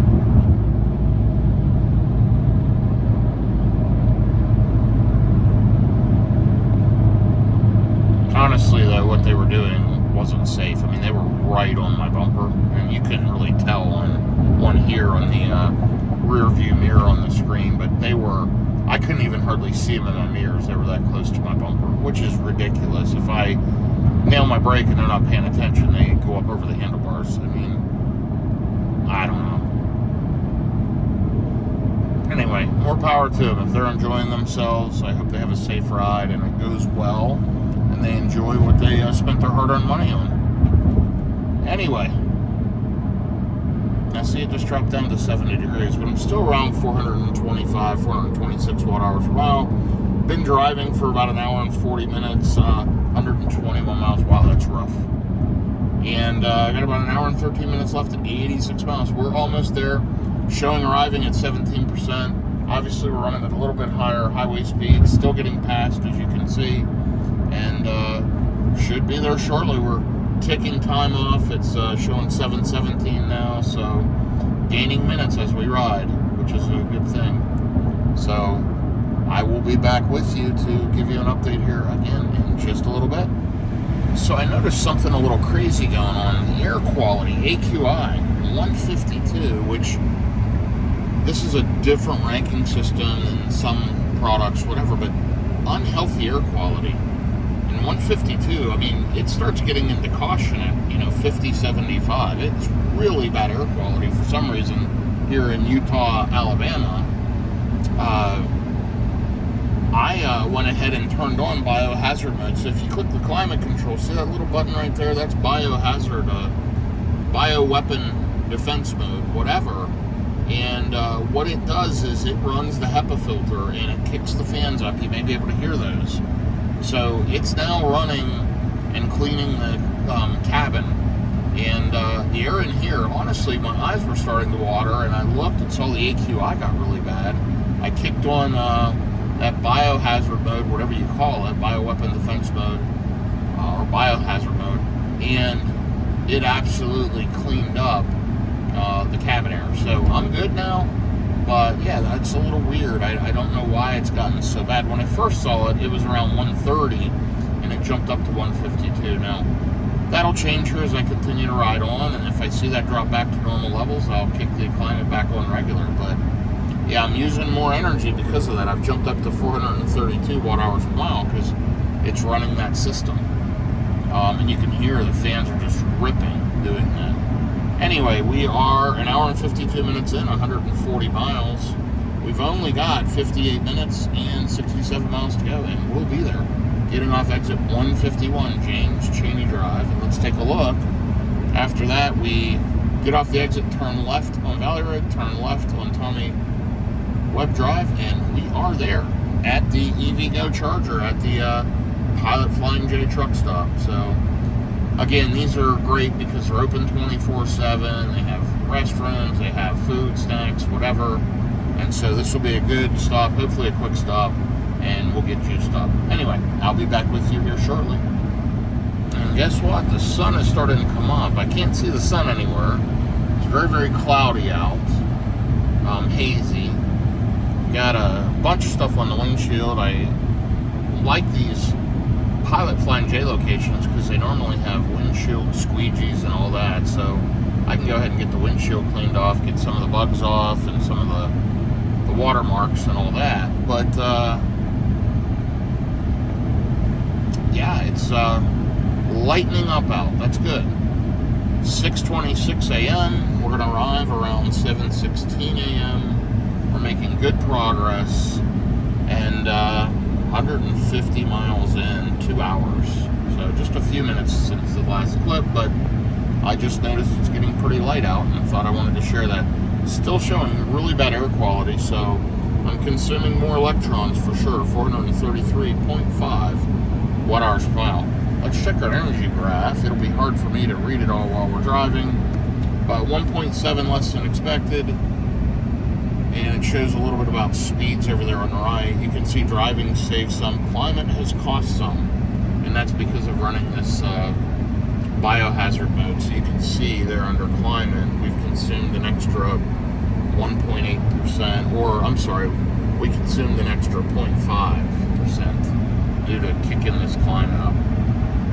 Anyway, all in all, we're doing pretty darn well, and happy to have it, happy to be riding along, loving the Cybertruck. We're going to click over 17,000 miles today. We're at 16,573 now, so a lot of miles in a short period of time. Anyway, I'll be back with you here in just a bit as I get closer to the destination. So it does look like the air quality is getting slightly better. It's down to 117. The lower the number, the better. We've got 34% on the battery. We have 38 minutes, 43 miles to go, arriving with around 17%. Again, energy consumption's high because these fans are ripping until this AQI improves. 438 watt-hours per mile. We've raised the vehicle up to 430.3 from 430.1. It is what it is. Anyway, 164 miles into this leg, and 620 to go in the next one for the day. 620 more after this stop. So yeah, overall on the DFW trip, I haven't mentioned this in a while, we're at 402 watt-hours per mile overall, 552 miles since yesterday afternoon. We're making good progress, a little bit rough roads in this section, you can hear them. Also, with this kind of construction, rough surface roads, you do lose efficiency, for sure. But that's okay. We've got plenty of range to make it there. And there it just dropped to 16. I'm totally happy with that. No big deal. Looks like we may be hitting some weather. Might just be water coming off that trailer. Oh yeah, water coming out of that refrigerated trailer. Anyway, splashing up on my windshield a bit. The windshield is awfully dirty. We'll get that cleaned up here in a little bit. And yeah, looking forward to getting there in just over a half an hour. No big deal. Let's ride along and enjoy the ride. I'll be back with you. Okay, so the AQI has improved. It's down to 83. Shows moderate. We're going to go ahead and shut off that bio mode. There you go. And back to normal. So that'll help improve range for sure and improve efficiency. Let's take a look at where we're at. We're going to arrive with about 16%, 33 minutes. So it's just been a few minutes, but when I saw that drop down, it's time to shut that off, and who knows what was causing that. But anyway, 439 watt hours per mile, so we'll see if it improves until we get to the charger. I'll be back in a little bit. Let's kick it in a hurry, by the way. Click right on the scroll wheel, and off it goes. All right, I'm going to pay attention to the road, and I'll be back with you in a moment. Okay, we just crossed into Mississippi. Only 20 miles, 19 minutes out. Almost there. 6:54 a.m. Arriving around 7:13. Obviously, we've chipped some time away at that with open highways and leaving early a.m. and missing the city traffic. I feel like that was a really good move.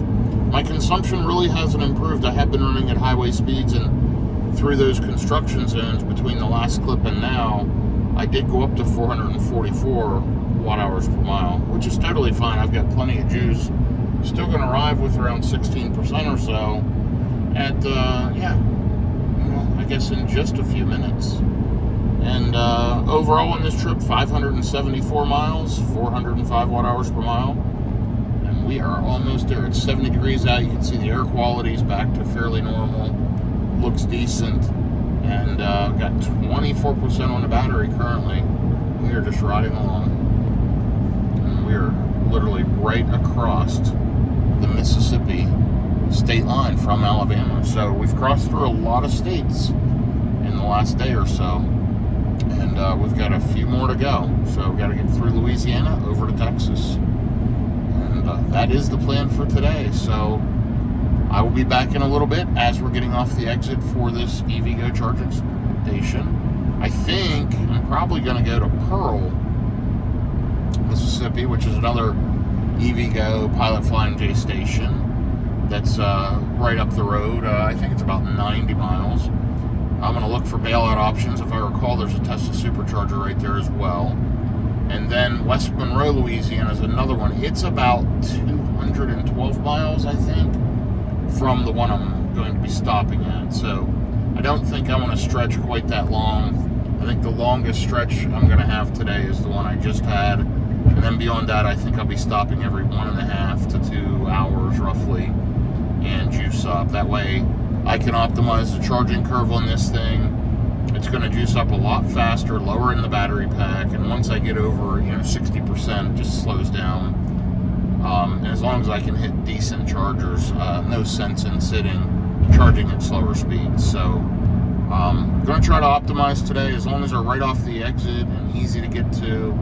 I'm going to do charger hopping all the way into the Dallas-Fort Worth area, unless for some reason I need to stop longer to take care of something or eat or do emails or make phone calls or whatever. Otherwise, that's the plan. We're going to ride along, really just enjoy this drive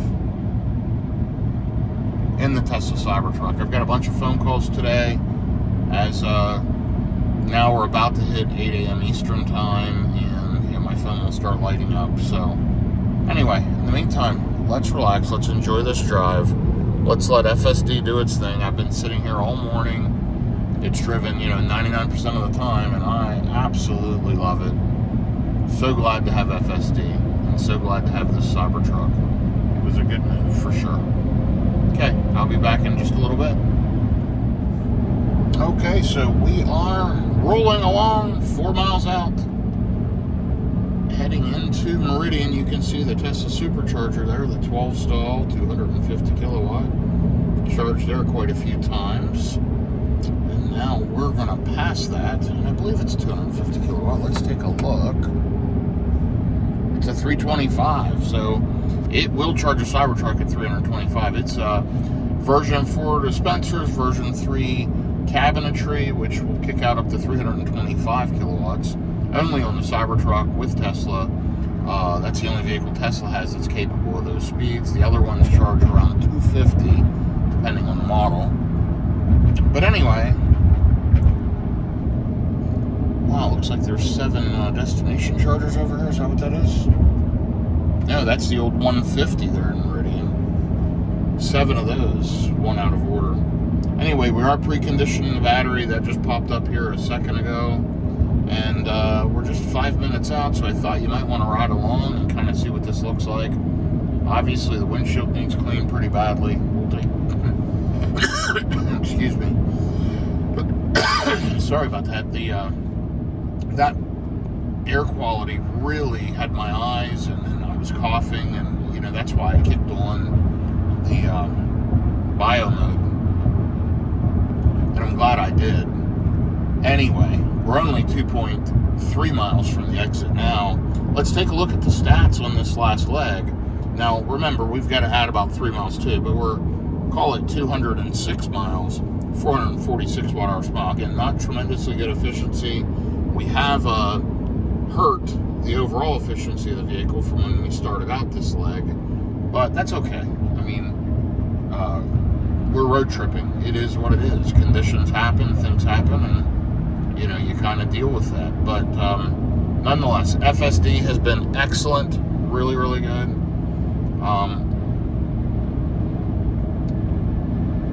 I have thoroughly enjoyed this trip, and obviously we talked about it some previously, but I just struggle to buy any vehicle without it. Really good thing. Tesla just needs to come out with more vehicle variations and, frankly, more options. They don't have a big SUV option at all. And they need to have some other options, frankly, in my opinion. And hopefully they get focused back on that and get some of the existing things they're going to do fixed and released, and get some price points improved. But also maybe make some new vehicles. That would be good. So, we are just cruising along here. We've got 0.7 and we're getting off the exit. Let's kick it in standard so it doesn't try to pass this truck in front of me. So we're going to jump off the exit. We're going to turn left at the stop and then go across the highway, and we're going to turn right into the EVgo DC fast charger. It has a total of 4 stalls. It's 2 chargers, 350 kilowatts apiece, but each charger has 2 charging handles. And so it'll split power, theoretically, to 175 apiece, although I've only ever seen between 150 and 160 when it splits power.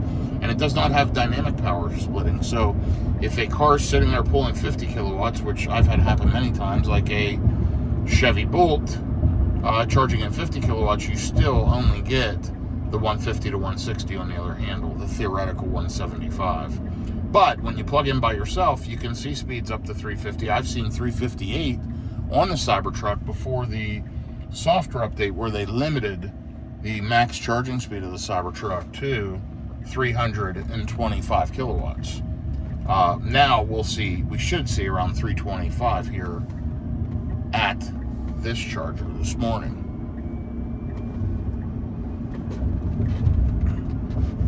So let's go ahead and get over here. We'll get plugged in. And I am going to take over. And I've got to look and remember where the charger is at this one. Yeah, it's over there on the left side. No big deal.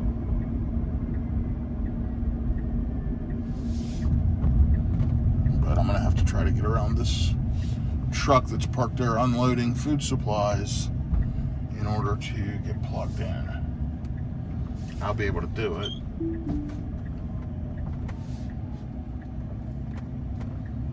You'll see what I mean here in a second.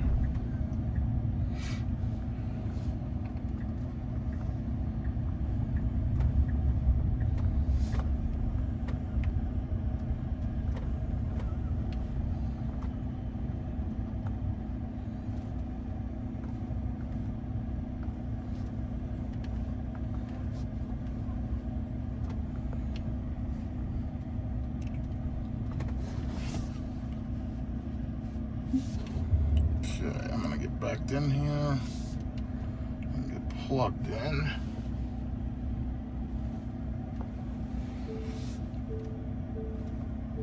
And pull up again. I gotta get a little bit closer.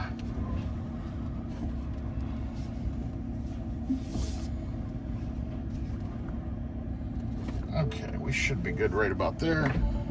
Now what's cool is you can just pop the door open and it automatically puts the vehicle in park. Let's take a look at our charging stats. 207 miles, 444 watt-hours per mile. Let me grab my CCS adapter and let's get plugged in. I'll be right back with you. Okay, and there we go. Payment is authorized. Connecting to vehicle, checking cable safety. You'll see we're blinking blue, which means it's communicating. It should say matching voltage in just a second. It's good to get out and stretch my legs after a few hours. There we go, matching voltage. We should be going green. As soon as we go green, it'll change on that charging screen. There we go, we're charging. Now we'll see our speed right up here. And hopefully we pop up to 300 plus kilowatts.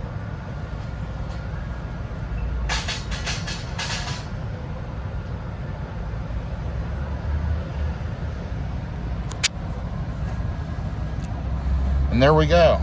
They were wrong. Everyone that said it's restricted to 325 was wrong. It'll pull up to 350 kilowatts, maybe up to 500 on a non-Tesla charger. So I want to screenshot this real quick. I'll be right back with you. Okay, and here we are with the Cybertruck charging at the EVgo at the Pilot Flying J. Busy morning. Anyway, let's take a look at the charging speeds and see how it's doing. We are at 39%, still pulling 181 kilowatts. We've already put in 7 minutes, 30 kilowatt hours of energy. Great job, Tesla. Loving those charging speeds.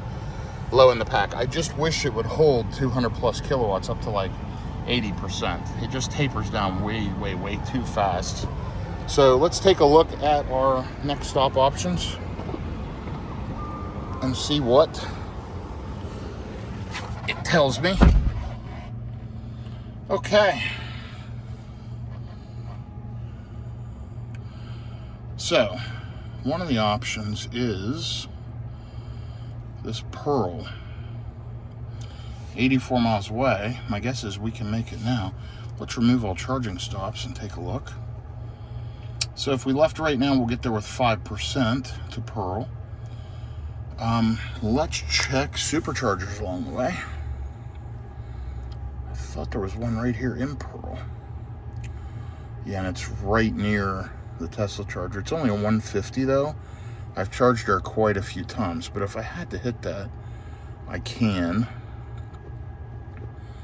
I don't think I want to sit here long enough to go.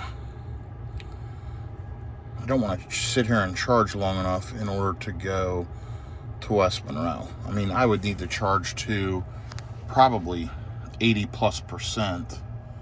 And, oops, I clicked the wrong button. West Monroe. And then what I want to do is click remove charging stops and just see if it gives me a negative percentage. But I just know from experience, I would need quite a few percent.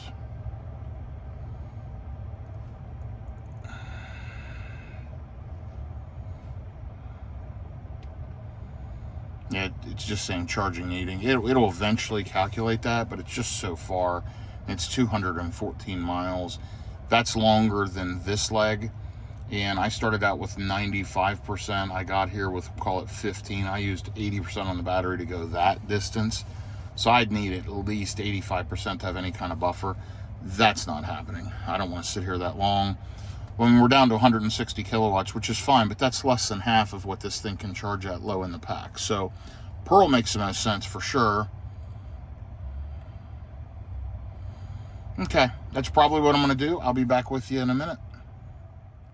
I don't know if you saw, but when I was clicking earlier, this McDonald's came up as a recommended stop. It came up as a recommended stop because I've been at this charger quite a few times, and early AM, this McDonald's coming up in Newton is right off of the interstate. So I am going to go there, grab some breakfast, nothing like the Golden Arches for breakfast, and should hit there about 8, and then about another hour to make it to the EVgo station in Pearl. This truck just finished putting his ramp in and stuff. I think he'll be taking off, but I'm going to get out of here in just a minute. I want to check my email real quick. Still pulling 143 kilowatts, not terrible at 50%, but if you see what I mean, I've been sitting here for just a short period of time, maybe 15 minutes, and, it's already tapered down to way less than half the capability of the vehicle. If it just held a stronger charging rate for a long, later in the pack, this would be absolutely amazing. But as it stands, it's got enough range. I mean, I can take off and shoot another hour and a half or so down the road and still have plenty of battery buffer at that final stop. So I'm good to go. Let me just check my email real quick, and I'm going to unplug and take off. So I wasn't at that charger long. I didn't even look at the session details. I was there, I don't know, maybe 15 minutes or less. And I unhooked right after that last clip and took off. I forgot to clean the windshield at the charger, but I went ahead and used a wiper to clean it off somewhat. So, hey, at least we're clean enough till we get to the next charger, and hopefully I don't forget here in Pearl. But, yeah, I'm headed to that McDonald's. I'm only 20-some minutes away from that. I'm going to stop there and grab breakfast through the drive-thru, and I'm going to head on, eat while I drive. Anyway, terrible efficiency starting out, as always, coming off a DC fast charging session, 674 watt-hours per mile for the last 2 miles. That will improve dramatically as we ride. One thing I wanted to say, I had just recently learned that people were saying that Tesla had crippled the Cybertruck, where it would only charge to 325 kilowatts max through software. That's not true. On an 800-volt charger, it will pull up to at least 350, if not more. We saw it firsthand. You got to be at a low state of charge, but I did pull 348. I took a photograph, and I went ahead and posted that to X. Because I wanted to share that with the folks that had made some of those comments. Kyle Connor mentioned it specifically, and he's with Out of Spec Studios. He mentioned specifically in one of his videos about that, and I learned that, and I just don't think he knows. So, I want to do further testing. I'd really like to get this down to, just a few percent in the battery and pull into an Iona charger and see if I can see over 400 kilowatts. Can it pull 500 kilowatts? I think the charging curve right now, no. I'm hoping they update that through software. Tesla's saying this vehicle will charge up to 500 kilowatts. I doubt it would hold it long, but maybe that would improve the overall charging curve. We'll see. Either way, I'm happy. I got a quick charge. I should get to my destination here. It won't take long. I mean, I'm only less than an hour and a half out, and should arrive with around 20% there to the next EVgo. That one shows one charger offline, the other one's working. Hopefully I can get some juice there. If not, we know the Tesla supercharger's right next door. Meanwhile, I'm gonna head up the road here, 20 minutes jumping off, running through the drive-thru, grabbing some Golden Arches, and back on the road. So I will keep you informed as we go, but I'm happy to have made it to that first stop and adventuring on all the way back to the Dallas-Fort Worth area. So more details to follow. So it's pretty cool. That last stop, I looked at the transaction receipt, 15 minutes, 50 kilowatt hours of energy. No cost, free, because of my charging plan. But that's a good charging session. The key was I got unplugged before it really dropped below 150 kilowatts. So it pulled from almost 350, dropped down to 150 within 15 minutes, unplugged and rolled. Putting on 50 kilowatt hours energy that quick, if this thing was more efficient, that would be unreal. But let's figure I get a little over 2 miles per kilowatt hour of energy. That's, call it 120 miles of range in 15 minutes. Not bad. So, yeah, I'm pleased with that. You know, I'm going to get to this next one with about 20% on the battery. I haven't looked at where I'm going to stop after that, but for now, I'm just headed to this McDonald's. I'm going to get there, go through the drive-thru, pick up my to-go order. I've already placed the order on the app. I just have to tell them my code. I pick that up, and then I get back on the road towards that next charger in Pearl, Mississippi. I don't know if I've charged at that one. More than likely I have, but we'll see. Either way, though, let's get back up to speed. We're back to the 70-mile-an-hour zone, and I need to touch the throttle and wake it up. There we go. Okay, Tesla, get me there. Drive me to McDonald's, and that's what it's doing. I will report back here in just a little bit. By the way, some stats. We're down to fairly normal consumption now, 449 watt-hours per mile. 19 miles on this leg, 17 minutes. We just went through a big construction zone and back up to normal highway speeds now. So let's put this in normal, standard, so it decides to get in the right lane and let these other faster cars pass. And then we're just going to ride along. We'll be there in just 5 or 6 minutes and get to the exit. It's right off the exit, super easy. And hopefully it'll be a quick pickup and I'm back on the road. I'll be back with you here in just a little bit. Sitting here in line, picking up my order, and 23% estimated to the next charging stop, and I've got 47% on the battery. I have driven 25 miles for 24 minutes, 426 watt-hours per mile. So, yeah, all in all, good so far. Just got a thumbs up from the McDonald's employee.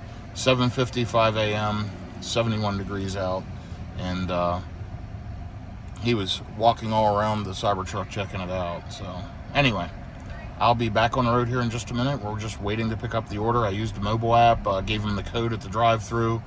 They said it's for Travis. Yep. Pulled up all the info and told me to pull up to this second window. So here we go. I'll be back with you in a minute. So I just have to share with you, the lady at the drive-thru said her kids talk about Cybertrucks all the time. She had never seen one, and she was peeking her head in the window and asking me all about it. And I told her I was driving back to Dallas, and the car in front of me pulled up because their order wasn't ready, and they only pulled up a little tiny bit. And I said, watch, I can get out of here with four-wheel steering. And I turned wheels and said, look, the back wheels turn, and she was just blown away. And I pulled right out and got right around that car. Anyway, pretty cool to see some non-Tesla, non-Cybertruck hate.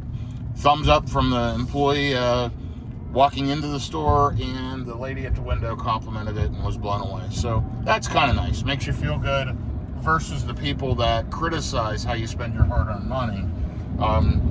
My thoughts are, they can have their negative opinion. They can keep it to themselves. If they want to share it with me, they can go ahead and pay for the truck. It was my money that paid for it. Listen, I don't care if people don't like it, but to damage it, to be obscene gestures at people because of some vehicle they drive, I mean, that's ridiculous in my opinion, but people can be ridiculous at times. Anyway, don't know what you think about that, but I've only got 60 miles to the exit. I'm going to sit back, relax, listen to a bit of a podcast, eat my breakfast, and jump off exit 47 here at this EV Go charger coming up and hope I can get juiced up. We'll see what happens. It should be interesting. Let's take a look at this next stop. This one's a little confusing off the exit. I may remember it, but it's 0.8 of a mile, so we'll see. We'll get there and see if we can get some juice. I'll be back with you here shortly. Okay, once again, we are preconditioning the battery for fast charging. Going to arrive in 10 minutes, 9.1 miles with 22% left on the battery. Again, poor efficiency on this leg, 465 watt-hours per mile. Man, we're not doing great today, that's for sure. 78 miles in the last hour and 9 minutes. Overall lifetime on the car, you'll see, is up to 430.6 watt-hours per mile. I've got 24% on the battery. It's 8:39 a.m., 78 degrees, so it's warming up. It should be a nice day. And we're almost here to Pearl, Mississippi. I'm going to jump off. I'm going to check the EV Go app and see what the chargers look like that we're about to pull up to, see if they're working or not. And if I need to pull an audible, we'll plug into one of the Tesla chargers or something. But let's see what happens. I'll be back with you shortly as we're getting off the exit here to this another Pilot Flying J charging station. So the Tesla supercharger's right over there behind that mall. I may end up having to go there. We'll see. Because these chargers up here, one of the 2 charging stations shows offline, meaning it probably doesn't work. The other one currently shows a vehicle plugged in the right side, which, you know, I need to plug into the left side of the charger. So that might be okay. Hopefully the spot's actually available. And then secondly, you know, I will split power. I'm still okay with that because, you know, it's not going to be any slower really than a Tesla version 2 charger. And I get, you know, the free charging with EVgo. So it makes sense to go try this, but I've got to be prepared to pop across the street here into that shopping mall in Pearl and charge up there. So we'll see what happens. We're going to go over here to this Pilot Flying J, which is right over there, and see if we can get some juice. Let's see what happens. Great job with full self-driving. It's absolutely phenomenal. And by the way, why do a lot of people call it full self-drive? You know, I thought for sure that it's called full self-driving. I hear that all the time. I'm using full self-drive. I don't know. Anyway, regardless, we are almost there. We're still preconditioning. We're not going to be able to get our 300 kilowatts unless the other car finishes up and unplugs. And again, at the end of the day, I'm just hoping I can get plugged in. If I can get plugged in, I'll be happy, even if I'm only pulling 150 or 160 kilowatts. The battery's fairly full now at 21%.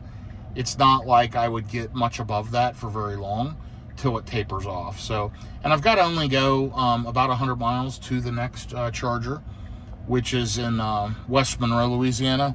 So once I get up here, hopefully get plugged in, then I'll plug that in and we'll go from there. But other than that, let me just look and see, are there any other Tesla superchargers nearby? There is one over here in Vicksburg, Mississippi. It's a 250 kilowatt. It's at the Ameristar Riverboat Casino. So I could head there. It's 43 miles. I could probably make it, even if I just juice a little bit. So I've got some good bailout options, but we'll see what happens, and I'll be back with you here shortly. Well, matter of fact, why don't you just stay with me? We only have 0.3 of a mile. We're just waiting on these slow lights, and here they go. They're changing. Let's go Tesla.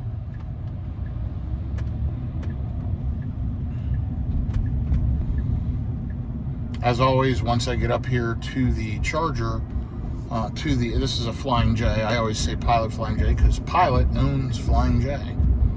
So that's why they're called the PFJs, Pilot Flying Js. Yeah, and the charger's right there, and there's no cars plugged in right now, so we might be in very, very good shape.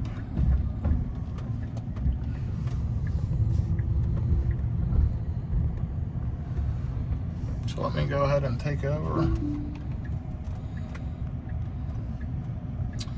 I'm going to go ahead and jump off so I can double check which charger's active. And I'm going to get plugged in, and I'll be right back with you here. Let's take a look at our stats on this last leg. 87 miles, 455 watt hours per mile. So all in all, good leg. Not super efficient, but we got it done.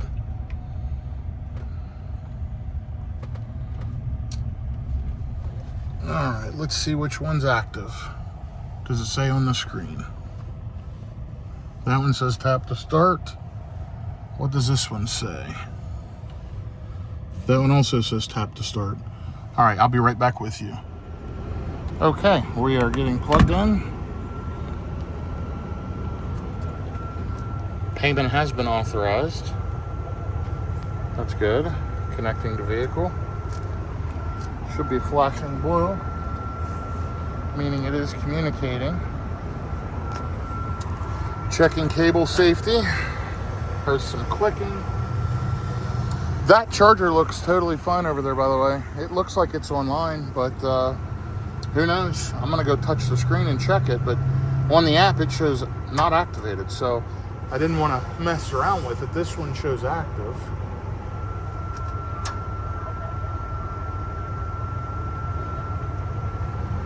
And there we go. We're ramping right up. Right over here, you'll see my charging speeds. Outstanding. Here we go. There you go, 349 kilowatts. Once again, pulling almost 350 kilowatts. Love it. So these are not software limited. They do charge up to 350 kilowatts on the Tesla Cybertruck as expected. And they're not, the Cybertruck is not software limited down to 325. So I'm really, really glad to hear that. So great job, Tesla. Okay, that's it for now. I'll be back with you shortly. Okay, I'm gonna walk over to this other charger and just see if it shows anything on the display about being out of order. Both show available. Who knows? That's charger 13426 in the app. It shows offline, so kind of interesting. Okay, I'll be back with you here in a second. Okay, so I am walking back out to the Cybertruck. No one else is here, which is good. I'm pulling full speeds. I've only been in there a couple of minutes. Let's see how it's doing. I think I've been at this stop maybe 5 minutes. Unfortunately, one of the few Pilot Flying J charging stops that do not have trash or squeegees at the chargers. So I guess I'll do that at the next one. Meaning the squeegee. I carried my trash up and threw it away already. Let's take a look. Been here 6 minutes, still pulling 183 kilowatts. Absolutely outstanding at 41%. Already dispensed 25 kilowatt hours of energy. I'm gonna jump in the vehicle, figure out how much we need to charge, and I've got to actually respond to some emails, book a few hotels for the future, and figure out what I'm doing. So here's West Monroe. Might be a little further than I thought. Let's remove all charging stops. It wants me to stop in Vicksburg, which I could easily do. We're at minus 7%, so if we get to around 50%, we'll be able to go. I'm going to charge a little longer than that because I need to take care of a few things. I've got to book 3 different hotel rooms. I've got to respond to some emails, so I imagine I'll be another 10 minutes. So hopefully we'll be here a total of 15 to 20 minutes and we'll be out of here. You can see this is going to quickly be ready to go. So nice quick charging stop once again. I'll be back with you here shortly. By the way, still pulling 170 kilowatts at 44%. All right, wow, I was here longer than I expected. I had to do some work. I just finished. I looked down. I'm at 17% estimated state of charge upon arrival. 125 miles to go to this next charger in West Monroe, Louisiana. On the way over through Shreveport, etc. So, yeah, I'm good to go. I have taken on 55 kilowatt hours of energy. Still charging at 95 kilowatts at 67%. Let's take a look at the charging screen and see what it says, how long we've been here. Been here 20 minutes. Not too bad. 56 kilowatt hours of energy in 20 minutes. Still pulling 95 kilowatts at 67%. Let's end session. Stop, stop, stop. I'm going to get unplugged. There it went white. And get on the road. I'll be back with you here shortly. So I know now until almost, partway into Texas, I'm going to get terrible efficiency.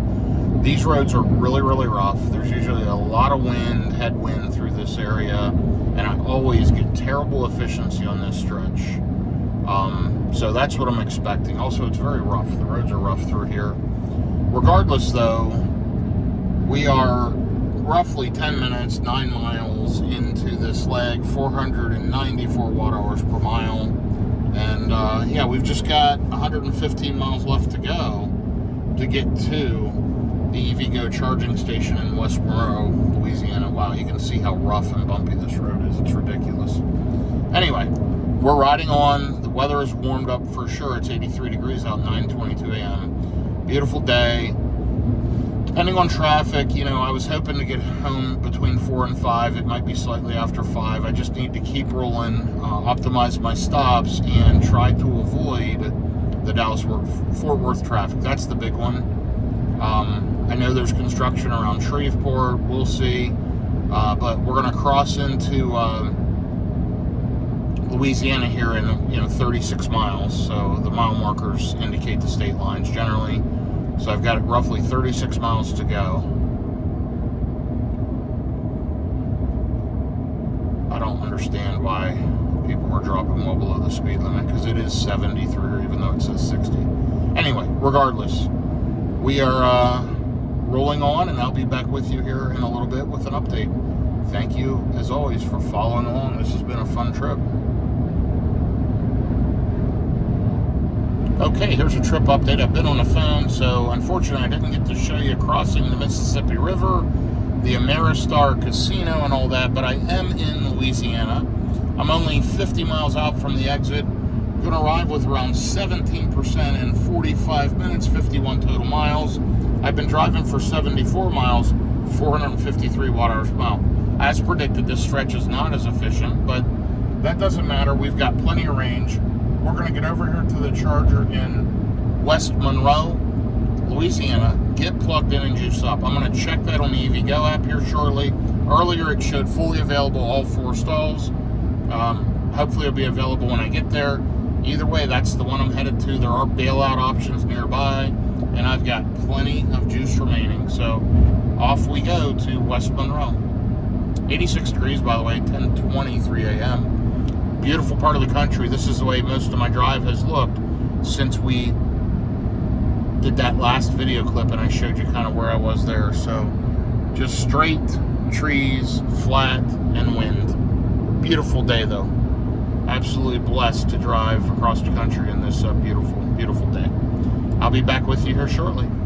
Okay, just got off of more phone calls, and we are rocking and rolling. Terrible efficiency, 465 watt-hours per mile. 109 miles so far in this leg. We've got 15 miles to go, 16 minutes. We'll be exiting here in 14 miles, exit 112 for Well Road. It shows that all these chargers are available. We'll see what happens when we get there, but I've been to this one many times as well. And then once we get to this one, we'll plot out our next stop. We're going to go ahead and get some more of those free electrons. Gotta love it. Beautiful day, beautiful drive. It is 90 degrees out. It has gotten warm. Air quality's at 72, as you can see up there. It's 10:50 a.m. I've got 22% on the battery. Arriving with 17%. Couldn't be happier with the day. 16,826 miles on this machine. We're back up to about 431 watt-hours per mile overall. That's okay, though. On the Dallas-Fort Worth trip, 791 miles so far, 420 watt-hours per mile, 332 kilowatt-hours of energy used up. So stay with me here. We'll be getting off the exit in a minute, and I will show you what that looks like here as I come into the next charger. Okay, so we are, 11 miles out, but when I just pulled up the EVgo app for a refresh, there's now 2 vehicles plugged in, one to each charger. The one charger does have the left side available. We'll see what happens. I'm going to check my bailout options here real quick, because you never know, I might have to hit a Tesla charger. So the next one is in Ruston, Louisiana, which is 35 miles away. I could almost make that, or I could probably just squeak there with 17% on the battery. But let's see what happens. We're going to try to grab our juice. And then obviously we're passing, if I backtrack, we're passing a charger here in Monroe. And let's take a look at that one. That's a 150. So, we'll see what happens. We're going to try to get the EVgo electrons, but if it's super busy or super slow or I can't get, I have some bailout options, and we'll figure it out from there. But we're going to be there in just about 10 minutes. No big deal. I'll be back with you here as we get to the exit. Okay, here we are about 1 mile out. And let me kick this into normal. Slow it down. Kick it into standard. Slow it down and let it go ahead and get behind this truck. Now, it would have either passed that truck or got up beside it, and then dropped back and got in line to exit. But I went ahead and hit it into standard, so it moved over and got behind the truck. No sense in trying to pass that truck in the last half mile. Anyway, here's the stats on this leg. 124 miles, 460 watt-hours per mile. Total of 805 miles on the DFW trip. We are getting closer. I'm guessing we've got, I don't know, 350, 400 miles left. We'll see. I'll check that here at this stop and let you know. We are preconditioning for fast charging. We've just got to go through this roundabout. I've been to this one quite a few times. I remember this roundabout. FSD did fine on it last time. Let's see how it does today. It is navigating it. Wow, the bumper on that Cadillac is kind of gone. So we're navigating right around the roundabout, and it's doing just fine. And now it's exiting off to the right for the roundabout. Great job. And then we're headed up here to the Pilot Flying J in West Monroe, Louisiana. Let's see if we can get plugged in, get some juice, and we'll see how it goes. I am just going to go ahead and take over because I think I'm going to turn into this early entrance if I recall. Oh, maybe not. No. Yeah, I turn in right here. And the chargers are back in this left corner.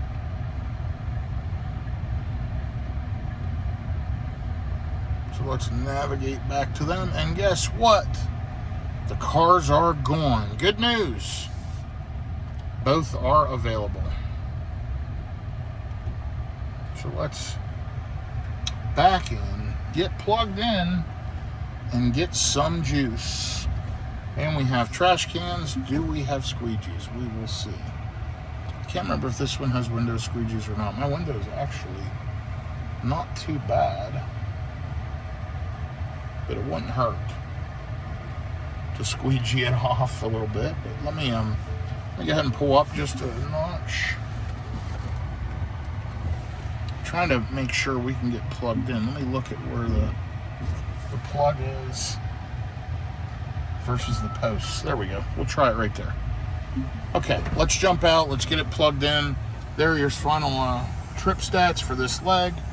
And this is another Pilot Flying J. And we're in good shape as far as for plugging in.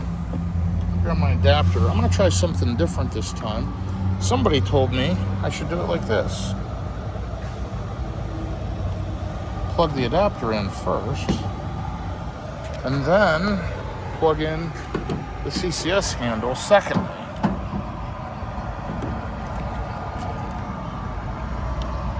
Well, that's not working for me. I'll be right back with you. I'm going to go on the EVgo app and report it, but this left charging handle is not working. When I said it wasn't working for me, I got it plugged into the adapter, plugged it in multiple times, and I kept getting the error code on the screen. Changed over to this handle, which is actually hot because it's in the direct sunlight. But guess what? It plugged in right away. No problem. Matching voltage should be charging here in just a second. I'm going to report that, by the way, in the EVgo app. I'm on charger 2. Side A is broken. Let's see what kind of speeds we get here.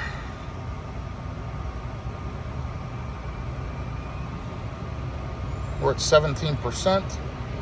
Hopefully we'll ramp right up to around 350 again. There it is, 349. Okay, we are juicing. Let me go ahead and report that in the app, and then I'm going to run in, use the facilities. This is a great stop at another Pilot Flying J, EVgo. These usually work really well. I've never had one do that error code like that I can recall. Maybe I did have a problem at this station before at one of these handles, but anyway, I'll be back with you here in a second. We're still pulling, by the way, 345 kilowatts at 19%. It's already pumped in 3 kilowatt hours of energy, almost 4 kilowatt hours within a minute. You'll see it right there. Watch that. Within 1 minute, we are at 1 minute, 4.5 kilowatt hours of energy. That's impressive. Okay, I'll be back with you in a minute. So I just wanted to show you I'm at 53%, still pulling 142 kilowatts. I haven't even gone inside yet. I've been doing emails and cleaning up messages and stuff. So now I'm actually ready to go inside. I reported that charger handle as defective, and EVgo immediately responded back and asked for a picture. There's nothing on it that appears broken, but it just kicks up constant error messages on the screen when that happens. So anyway, let me figure out where I'm going next, and then I'm going to run in and use the restroom real quick and get back on the road. So give me just a minute. Well, I have no idea at all how long I've been here, but I've taken on 68 kilowatt hours of energy. You saw when I arrived, the charger screen wouldn't light up to tell me how many minutes I've been charging. But right now, if I go to the next Pilot EV charger, which is in Tyler, Texas, I'll arrive with minus 4%. I'm still pulling 91 kilowatts. Let's take a look at the route. I'm not ready to go yet, but I want to see what charging options I have in between. We have an early bailout option in Tyler. That's at a 325. I've charged there. We've got these Shreveport chargers, which aren't great. I'd prefer to skip. We can run down to Ruston and throw a little bit of extra juice on in 25 miles. So that would be slow. So yeah, we'll see. I'm gonna sit here. I got some lunch. I'm gonna eat a little something. I just grabbed a hot dog from that quick stand in there. So not the best thing, but something. So I'm gonna have that, drink a little refreshment, and take my time here. I'm probably gonna let it juice up another 10 or so percent and then take off and drive all the way to Tyler. That will probably be my last charging stop if I do that. I'm gonna plug in my final destination, and let's just see how far I've got to go. As a matter of fact, I can do that now. If I just had a trip, add stop, and I type Flower Mound, whoops, it's right there. Add that in as a final stop, done. Now it's gonna add charging stops and all that, but let's look at the total distance. So we've got 314 miles to go. Tyler's 200 of those miles. So if I can make it to Tyler, I'm good to go. That'll, then I have 100 miles, 120 miles, probably a couple hours from Tyler. So that's more than likely my plan. Yeah, see, it's having me charge here at this Tyler supercharger, and then the rest of the way home arriving at 10%. So yeah, I think I'm just gonna wait here, eat my lunch, take my time, check my email one more time, and then take off. So I'll be back with you here shortly. We're still pulling 93 kilowatts, so not the end of the world. And let's just watch Tyler. And I'm gonna tell it to remove charging stops. And if we take off right now, we arrive with minus 1%. And that's based on how I've been driving. So let's see how it goes. I could make it there now with 80%, 186 miles, if I just don't go 80 miles an hour, run at a little lower highway speeds, and I'd be fine. But let me do this lunch thing, and I'll be back with you shortly. I'm just getting ready to finish up, and I glanced up, and I'm at 87% already. Still pulling 72 kilowatts at 87%. That's not bad for a Tesla. Shows I'll arrive with 9%. I'm just going to give it a second. I want to get up to 10, 11, 12%. And I'll unplug. Just give me a little bit of a buffer, because this is a pretty inefficient stretch. Plus, right now, frankly, there's a lot of traffic out here. It's going to take me a minute to get pulled out. So rather than go sit in that traffic, there's a big truck trying to get out and turn left. And I'm going to give it a minute. Let this thing juice just a bit more. It's already up to 9. And by the way, little information icon there. If you click, it says battery's almost full. That means we're charging slow. No sense in sitting here, in other words. But you can see that truck still sitting up there at the intersection. So I'm definitely going to wait till that truck's gone, and then I'm going to get unplugged. I'm going to go ahead and get rid of my trash, get ready to get unplugged, and then head up the road. And I'm going to try to make it here to Tyler, Texas in 2 hours and 45 minutes. We're arriving there around 2:32 p.m. So that is the target, and that is the plan. Good news is there's a Tesla supercharger right there, as well as the EVgo. So I have multiple options, which is great. And see, we're at 71 kilowatts. Truck's still sitting up there trying to get out at that intersection. So, and that's the same way I have to go to get out of here. No other option. So, yeah, we're good to wait here for a minute. We're already up to 10%. I'll be back with you shortly. So EVgo's app lags a little bit. I can't see how long I was at that last stop. I know I put on 85 to 90 kilowatt hours of energy. It was a juicy charging session. I'm thinking I was there probably 30 minutes. I sat for probably a good 15 and did email and stuff. Then I went in and used the restroom, got the hot dog, a drink, etc. And then I came out and ate, cleaned up, and took off. So yeah, I think I was probably there 30 minutes. That's definitely the longest stop of the day. But I did get up to, like 90% or so. And it shows I'm going to arrive now in 2 hours and 39 minutes, 180 miles. No big deal, not that far, with 13%. Now, I'm going to be honest. The Model Y Juniper can road trip quicker than this because it's so efficient. It does not charge anywhere near as quickly. But if you look at how many miles real world you get per charging minute, the Juniper's just so efficient. It sips energy. It goes further quicker. But I love the space and everything about the Cybertruck. It's a good one. And it's honestly not terrible when you charge or hop. I'm trying to stick to these EVgo's. I decided to charge a little extra there because I needed the time. I've been going since 4:25 a.m. It's already noon, so I've already been driving 7.5 hours or so. I needed a little breather, so you know what? Do that. Now I can shoot down the road that 2 hours and 45 minutes or whatever it was. I've been driving 7 minutes, 7 miles, 480 watt-hours per mile, by the way. But anyway, now I can jump down the road to that Tyler, Texas, which then I'm should be able and feel good about beating the Dallas traffic with rush hour. So as long as we have a smooth, uneventful trip here over to Tyler, we should be good to go for the day. Let's hope. I'm up to 14% estimated, so I'm just riding along at highway speeds, nothing crazy. And the truck's driving me again, doing a great job. So I'm going to sit back, relax, let it drive, and I'll be back with you here in just a little bit. Okay, well, here we go. Here's another trip update. We are 46 miles in now, 447 watt-hours per mile. Overall, on the DFW trip, 421 watt-hours per mile. Lifetime on the vehicle, about 431. It's 92 degrees out. Nice, warm, beautiful day here.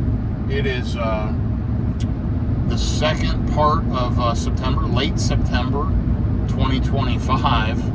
And yeah, it's beautiful, 91 degrees at 12:29 p.m. I've got 72 on the battery, and I'm going to arrive with around 18%. We are running at optimum highway speeds. Bear with me 1 second.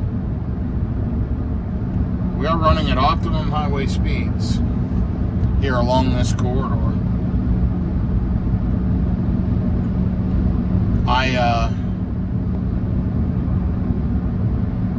I really, really enjoy self-driving. I really enjoy the Cybertruck.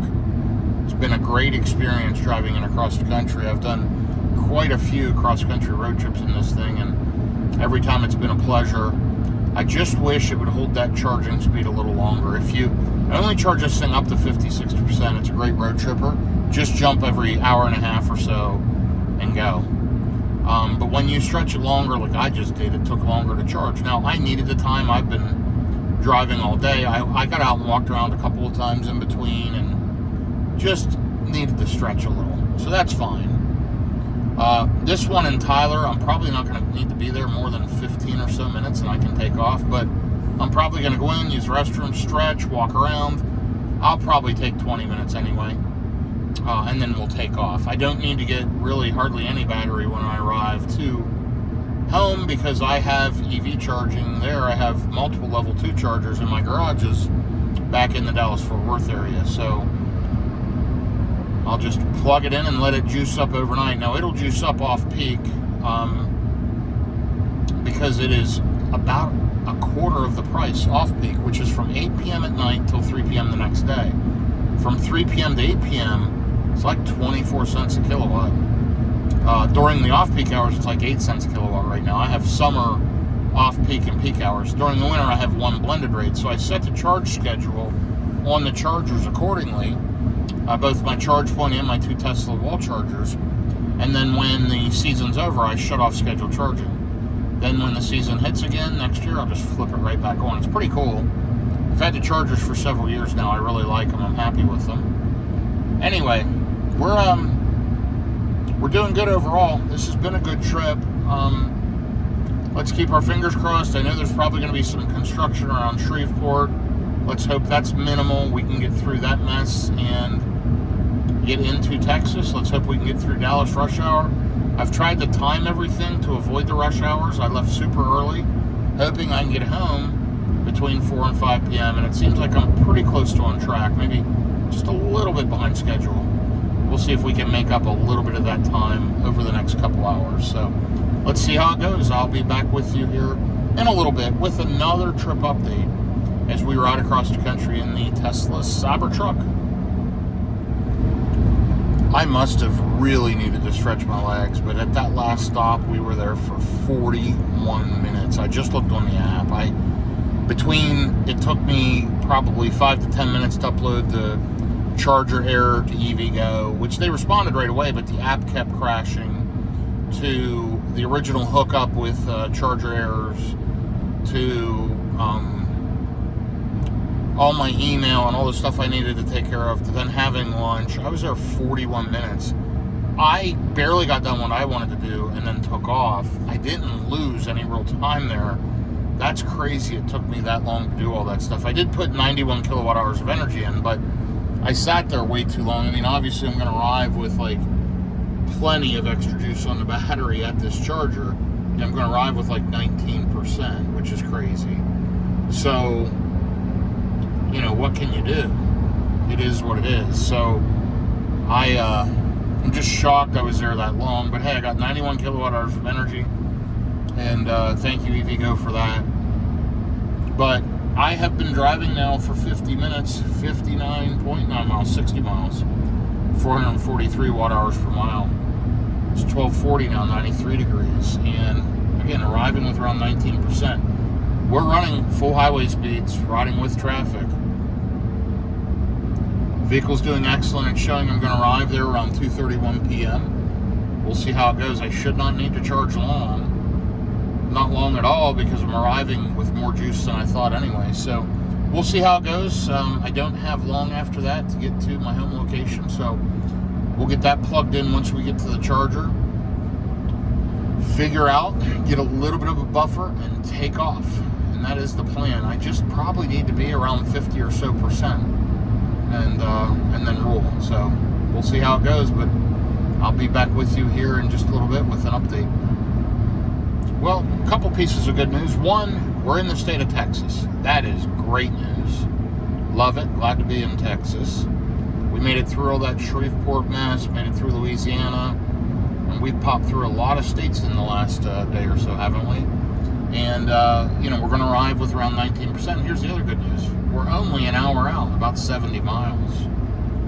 Got a lot of truck traffic, a lot of vehicles keeping speed. The highway speed's limited, but I'm just flowing with traffic.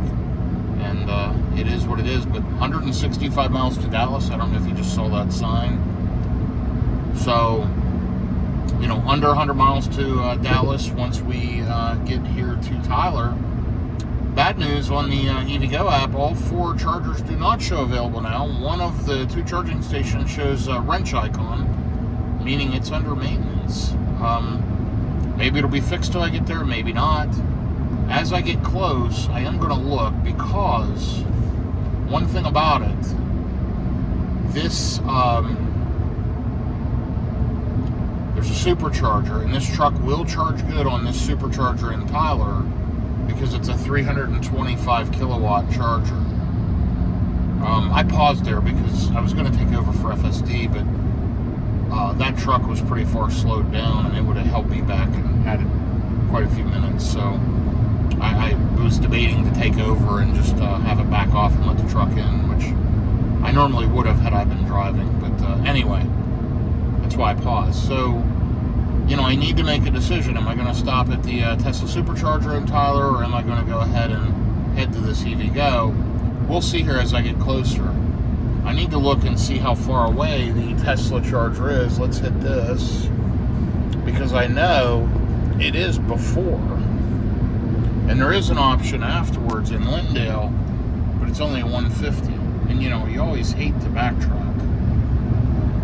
And then let's see, which one's after that is the Buc-ee's in Terrell. And I don't think I can make it all the way to Terrell on this charge. So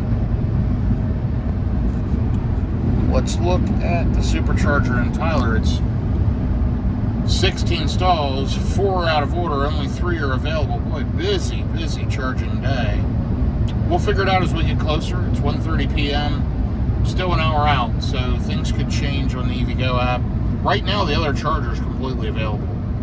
If I'm only a few minutes out and I see that, that's likely what I'll do. So we'll kind of see what happens. I'm probably going to go ahead and add this Tyler supercharger as a stop. And let's see how far apart they are. Okay, so 15 minutes. And let's figure this out. So 219 at 15 minutes, so call that 234, 246. They're 11 minutes apart, so it's quite a ways from one to the other. And I don't want to waste 11 minutes.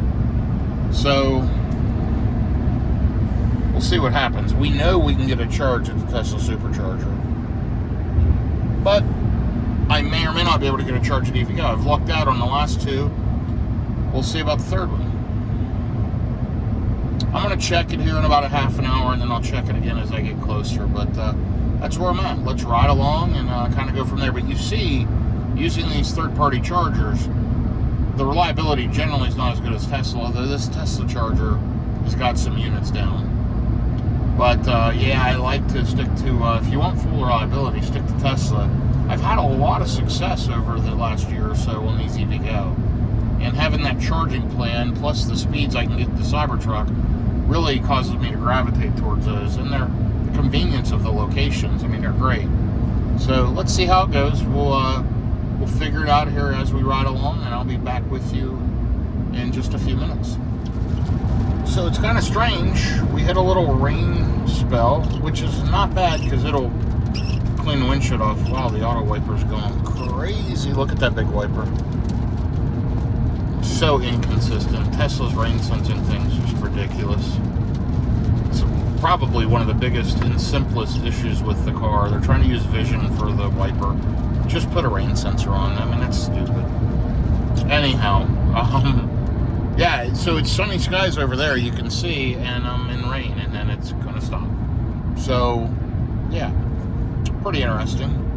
We're making good progress. The charger still shows that one-hole 350 kilowatt charger available. So we'll see. We'll see. As of right now, I'm headed in that direction. Excuse me. I'm leaning towards going to the EVgo. And if I can't charge there, for some reason, riding on to that Lindale supercharger. I've been there many times. It's, I think it's at a bakery, Collins Street Bakery, if I recall. But, yeah, it's a V2, so what? I can plug in. As long as those chargers aren't all tied up, it's not worth backtracking, 10 minutes and then driving back the other 10 minutes. I would lose 20 minutes backtracking to the supercharger. So I would just go to Lindale. It'll cause me to sit there an extra few minutes being a 150 versus a 250 or 325. But as long as the EVgo charger shows open here in the next 15 minutes, that's the plan. If it doesn't show open, I'm going to just stop at the Tesla supercharger, juice up for 15 to 20 minutes, and head home. So we'll see how it goes, but I'll make that decision here very, very shortly, and I'll let you know what I end up doing. Let's take a look at some stats. We've driven 950 miles, 420 watt hours per mile. On this leg, 144 miles, 420 watt hours per mile. Lifetime on the vehicle, we're about to hit the 17,000 mile mark. And we're at 430.6. We are seeing a little better efficiency. Like I mentioned, when we get through Louisiana, get into Texas, it gets back to regular efficiency. The roads are just so much better. They're smooth. You don't have all of that rough surfaces. There's a lot of roads being repaved through Louisiana. They just have rough road surfaces, which causes inefficiency and friction. Let's go ahead and pop over, and there's a Jeep right on my tail. They have one headlight out. They just shut their lights out. They must have had them on going through that rainstorm, or they turned on and off automatically. 83 degrees out. That rain cooled down the air in this area for sure. And yeah, it's a Grand Cherokee Limited. I like them, but they're not reliable for sure.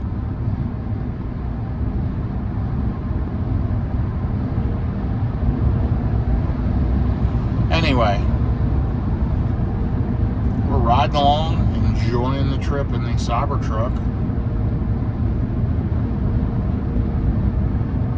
Not that far away now. It's already almost 2 p.m. and we're going to be there at 2:27. Time just ticks away when you're riding along and road tripping. So, yep, looking forward to getting this last charger. I'll see how far it is from there to home. It's, I don't know, 2.5 hours, probably 2.5 hours, and then I'll be home. So, got to get a quick splash and dash. Let's try to make the right charging decision here. It's been a long day. I'll be back with you here shortly. So on the EVgo app, a vehicle just pulled into the left side of the only charger available. So we are headed to the supercharger in Tyler, Texas. It's a 16 stall version 4 cabinets. It's at a Texas smokehouse, if I recall. All of number 3 is out of service. 3A, B, C, and D are out of service. It shows 4 available. Let's hope they're not including the 4 that are out of service. Let's hope the other 12 have 4 empty slots. And let's hope we don't have non-Teslas blocking them. So we'll see what happens. I think that's the safest option. It's inexpensive charging. It'll be fast if I can get plugged in right away. And I shouldn't have to be there for more than 15, 20 minutes. And it's a good location. It's good, clean, whatever. I don't want to risk it. I just checked, and I was, 15, 20 minutes out, and the EVgo literally popped up as I pulled it up and showed the left stall somebody just plugged in. And they're not going to be done in 10 or 15 minutes. Whoever plugged in is going to be there at least 15, 20 minutes typically. So, I'm going to ride on. We're 971 miles into this DFW trip. We're jumping off here in 10 minutes, 10 miles. By the way, it had just started preconditioning for the EVgo. Now it's preconditioning for the Tesla charger. This leg, 165 miles, 421 watt-hours per mile. Much more efficient, as you can see, than that leg through Louisiana where we lost some efficiency. Anyway, looking forward to getting there, getting plugged in, and then heading home. It's showing I'm only going to need to charge there for 17 minutes is what the Tesla nav is recommending to get home with 10%. We'll see how it goes. We'll see how many vehicles are plugged in. It could be site level limited, meaning if all the cars plug in at the same time and they all need 250, it can't support that. It counts on the fact that not everybody's going to plug in at the exact same time, and not everybody's going to need 250 kilowatt or above at the same time. So I've seen quite a few times where I get site level limited when every car is plugged in and cars are cycling in and out constantly. It's just maxing out the charger and the infrastructure. So,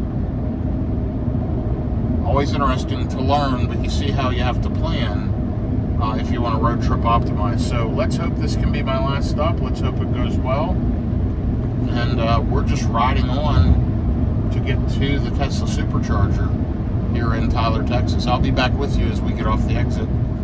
Okay, well, last charging stop, and it just started raining. You can see it's looks like rain ahead. Very, very cloudy and overcast. We'll see how it goes. But 85 degrees out, 2:12 p.m. We're only a few miles from the charger, 5 minutes. And we jump off the exit in 4.2 miles, and it's about a half mile off the exit. So it's right off the exit. It's on the other side of the highway, if I recall. And I'll check back with you in a minute. Okay, well, it is pouring rain, as you can see. I am soaked. I was able to jump out and get plugged in real quick. I wasn't able to video it. Got here with 25%. You can see it's 33 cents a kilowatt hour. I just plugged in. It's saying 20 minutes, and it's taken a while to ramp up. Over there's some of the down chargers, number 3s, all those in that corner. Plenty of chargers available, though. And I am plugged in and I am juicing, but it's on a slow ramp up, which is common on these 400 volt Tesla chargers. I mean, frankly, this thing just charges better when I'm able to plug in to an EVgo or an 800 volt charger like Electrify America.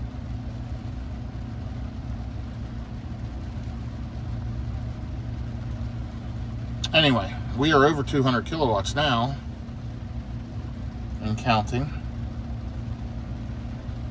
Let's see if it gets up to the 300 plus that it can do with the high amperage on 400 volt.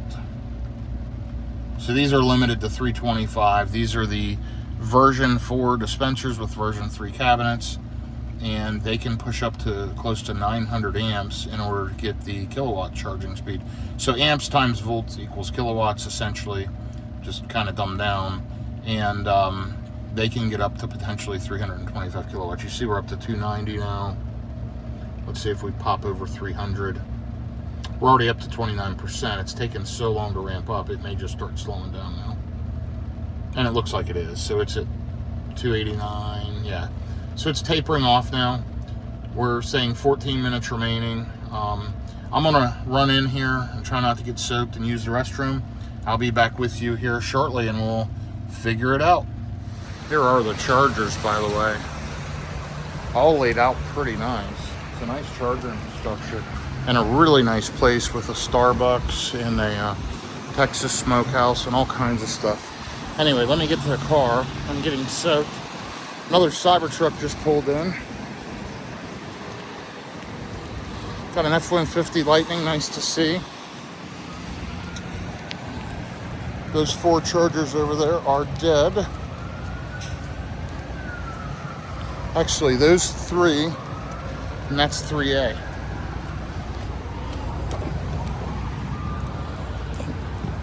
Shows we've got about 9 minutes left. Still pulling 171 kilowatts, and man, am I soaked. Wow. Whew. Okay. Let me go ahead and take care of a couple of business things, and we'll get on the road here in just a few minutes. Shows I'll make it home with minus 3% if I leave now. I'm going to charge probably just a little bit extra because of the weather.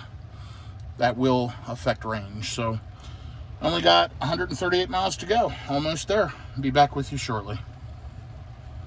Oh, by the way, last leg, 176 miles, 424 watt hours per mile, 17,000 miles. There you go. And 982 miles for the DFW trip. We've got 138 miles to go, so we'll be just over 1,100 miles in the last little over 24 hours. So pretty crazy. I'll be back shortly. Okay, I am back on the road again. It is a mess. There was a flipped over vehicle just back there due to this weather. People just do not know how to drive. Sorry about that. People do not know how to drive here in Texas in these bad stormy conditions. So, long story short, I overcharged. I was on a phone call that was pretty important and didn't even notice how much I overcharged, but got up to over 70% very, very quickly. 24% estimated arriving home, which is plenty overcharged. And we've only got 130 miles to go. 69 miles, we'll jump on 80 West. And then let's see what route it's having us take. 1 second. Up to 635, so pretty normal route. We'll see if that changes as we get closer. Hopefully I'll miss the Dallas rush. It depends. If this rain is like this in Dallas, we're going to have a bit of a mess in our hands, and I'm going to be there quite a bit later. Let's hope that's not the case. I am only 8 minutes in, but you can see I've only gone 3 miles, 515 watt hours per mile. The battery's cooling back down. It should cool pretty quickly with the HVAC, and then also this weather, you know, this rain going under the car, cooling the pack off, so, or cooling the underneath of the vehicle. Anyway, I'll keep you updated here. Again, I'm only 129 miles, 2.5 hours, and we're just going to ride on and see if we can get through this. I'll be following back up with you here momentarily. Okay, I wanted to give you a trip update. We're just rolling along with traffic and not getting the best efficiency as I expected. I was in rain a good part of the way, 481 watt-hours per mile. Overall, lifetime on the vehicle, it'll be around 431 until I get there.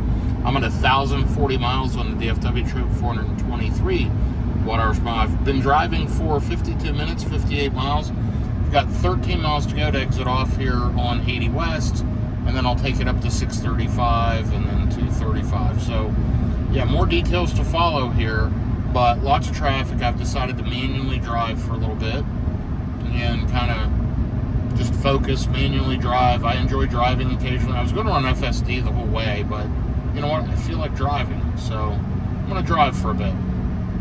Anyway, I'll report back to you. There's been some crazy weather, some construction. I had to get off the interstate and go around some traffic backups. In one case, it took me off the interstate.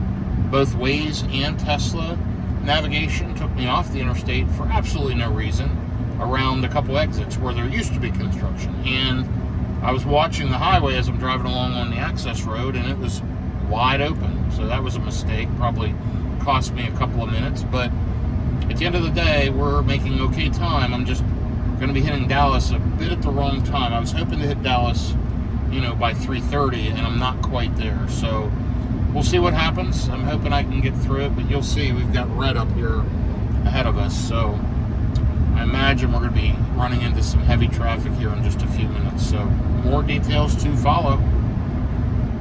Okay, so we're still riding along. We've been stopped in traffic for a while. My ETA is backing up. It's just very, very congested through here. There's a Buc-ee's up here. I'm in the Terrell, Texas area. Buc-ee's may be part of the backup.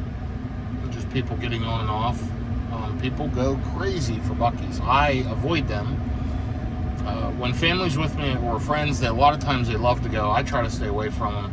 Yeah, they're great, but they're like a destination gas station, and they're so freaking busy. Like this one, I think, has 36 CCS chargers, 36 Tesla superchargers, so 72 chargers if I recall, and it is just so busy. You'll lose 20 minutes just getting in and out of the place, not including trying to walk inside and out. You can count on Buc-ee's to be a half-hour, 45-minute stop, and I try not to do that for the most part when I'm by myself. By the way, how long was that last charging stop, and what did it cost me? $18.50, you can see down here, and we were there for 22 minutes, longer than needed, but yeah, not a bad charging session for sure at that Tesla supercharger.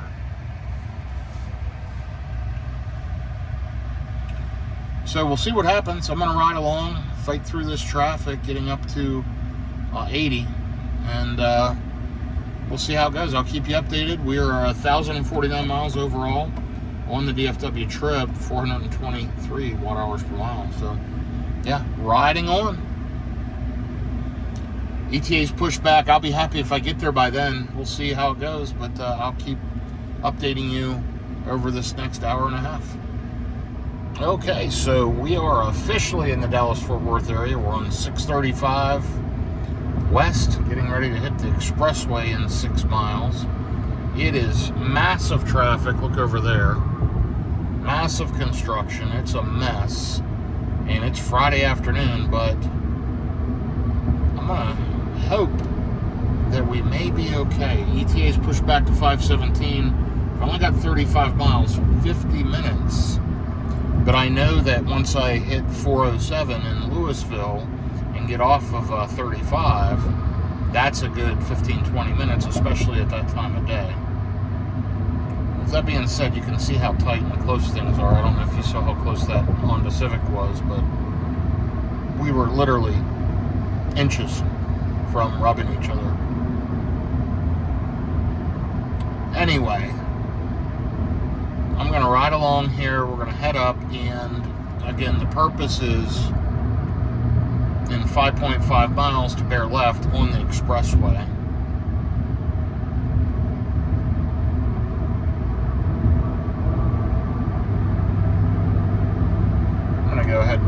over to the left lane. I think that might be better than sitting in this middle lane.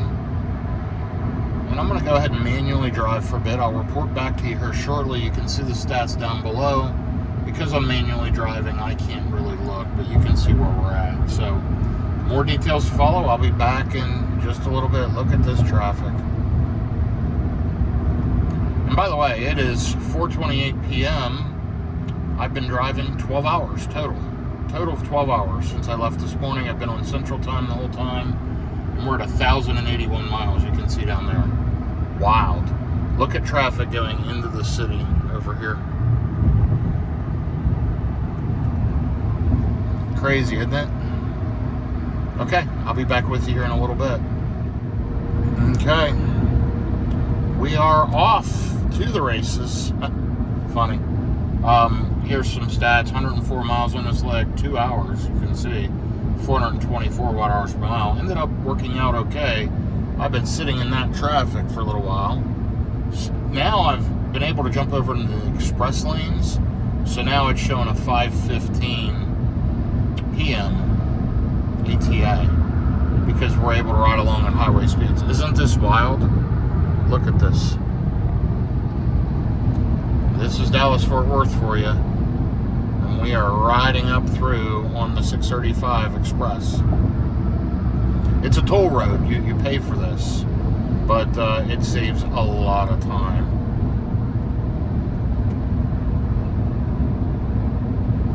If you're from other parts of the country, this probably looks pretty wild.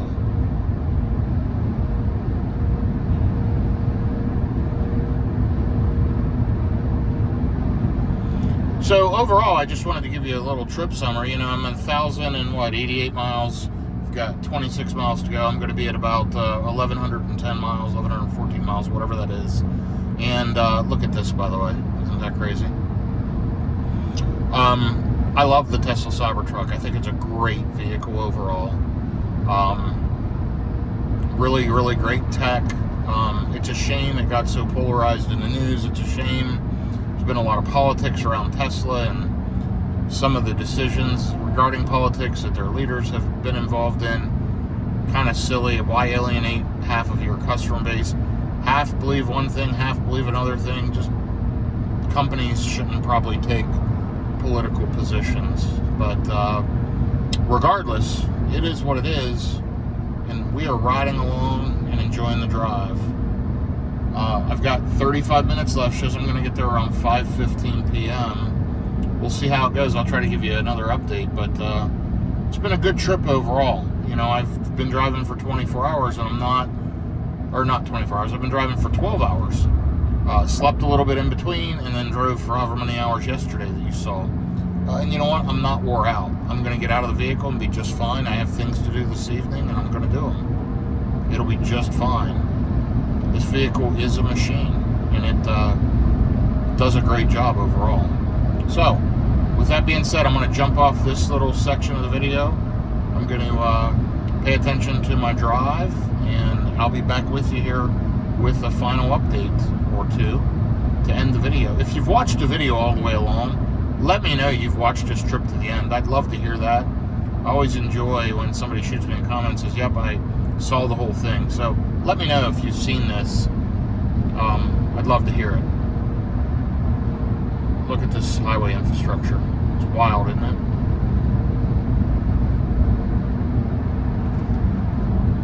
So it's 35E Express and 2.5 miles. That's exactly what we want. All right, I'll be back with you here shortly. Okay, we are almost there. Just got off 35E North. So Interstate 35 splits in Dallas-Fort Worth. 35E goes kind of on the east side. 35W goes on the west side through the Fort Worth area. 35E goes through the Dallas area. And anyway, I'm on 35E North. I just got off the 407 exit, which is Justin Road, and we're turning left on 407/Justin Road. Should arrive home with 22%, 6.9 miles, 17 minutes to go. Let's go ahead and kick on FSD. Let it deal with this nonsense traffic. And these last 10 miles, 7 miles are always a bit of a pain, especially when I hit here at rush hour. But here's the great news. I beat the Dallas rush hour traffic. Look at my ETA right now, 5:13, and it's 4:56 p.m. I just beat it. I was right on the edge of it. There was plenty of traffic. The express lane saved me.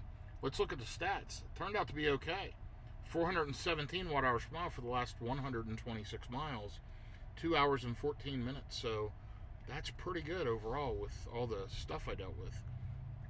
Overall on the DFW trip, 1,108 miles, 420 watt hours per mile. So pretty darn good. What is FSD doing?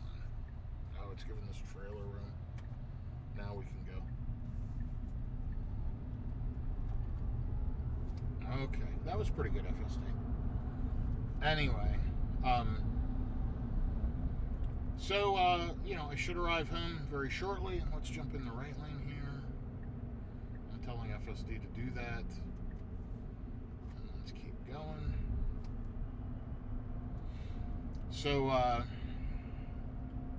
it should be good. I'll try to give you a final end of the trip summary as I pull into my driveway here in the Dallas-Fort Worth area. There you go. Tension monitoring unavailable. Detected device in hand.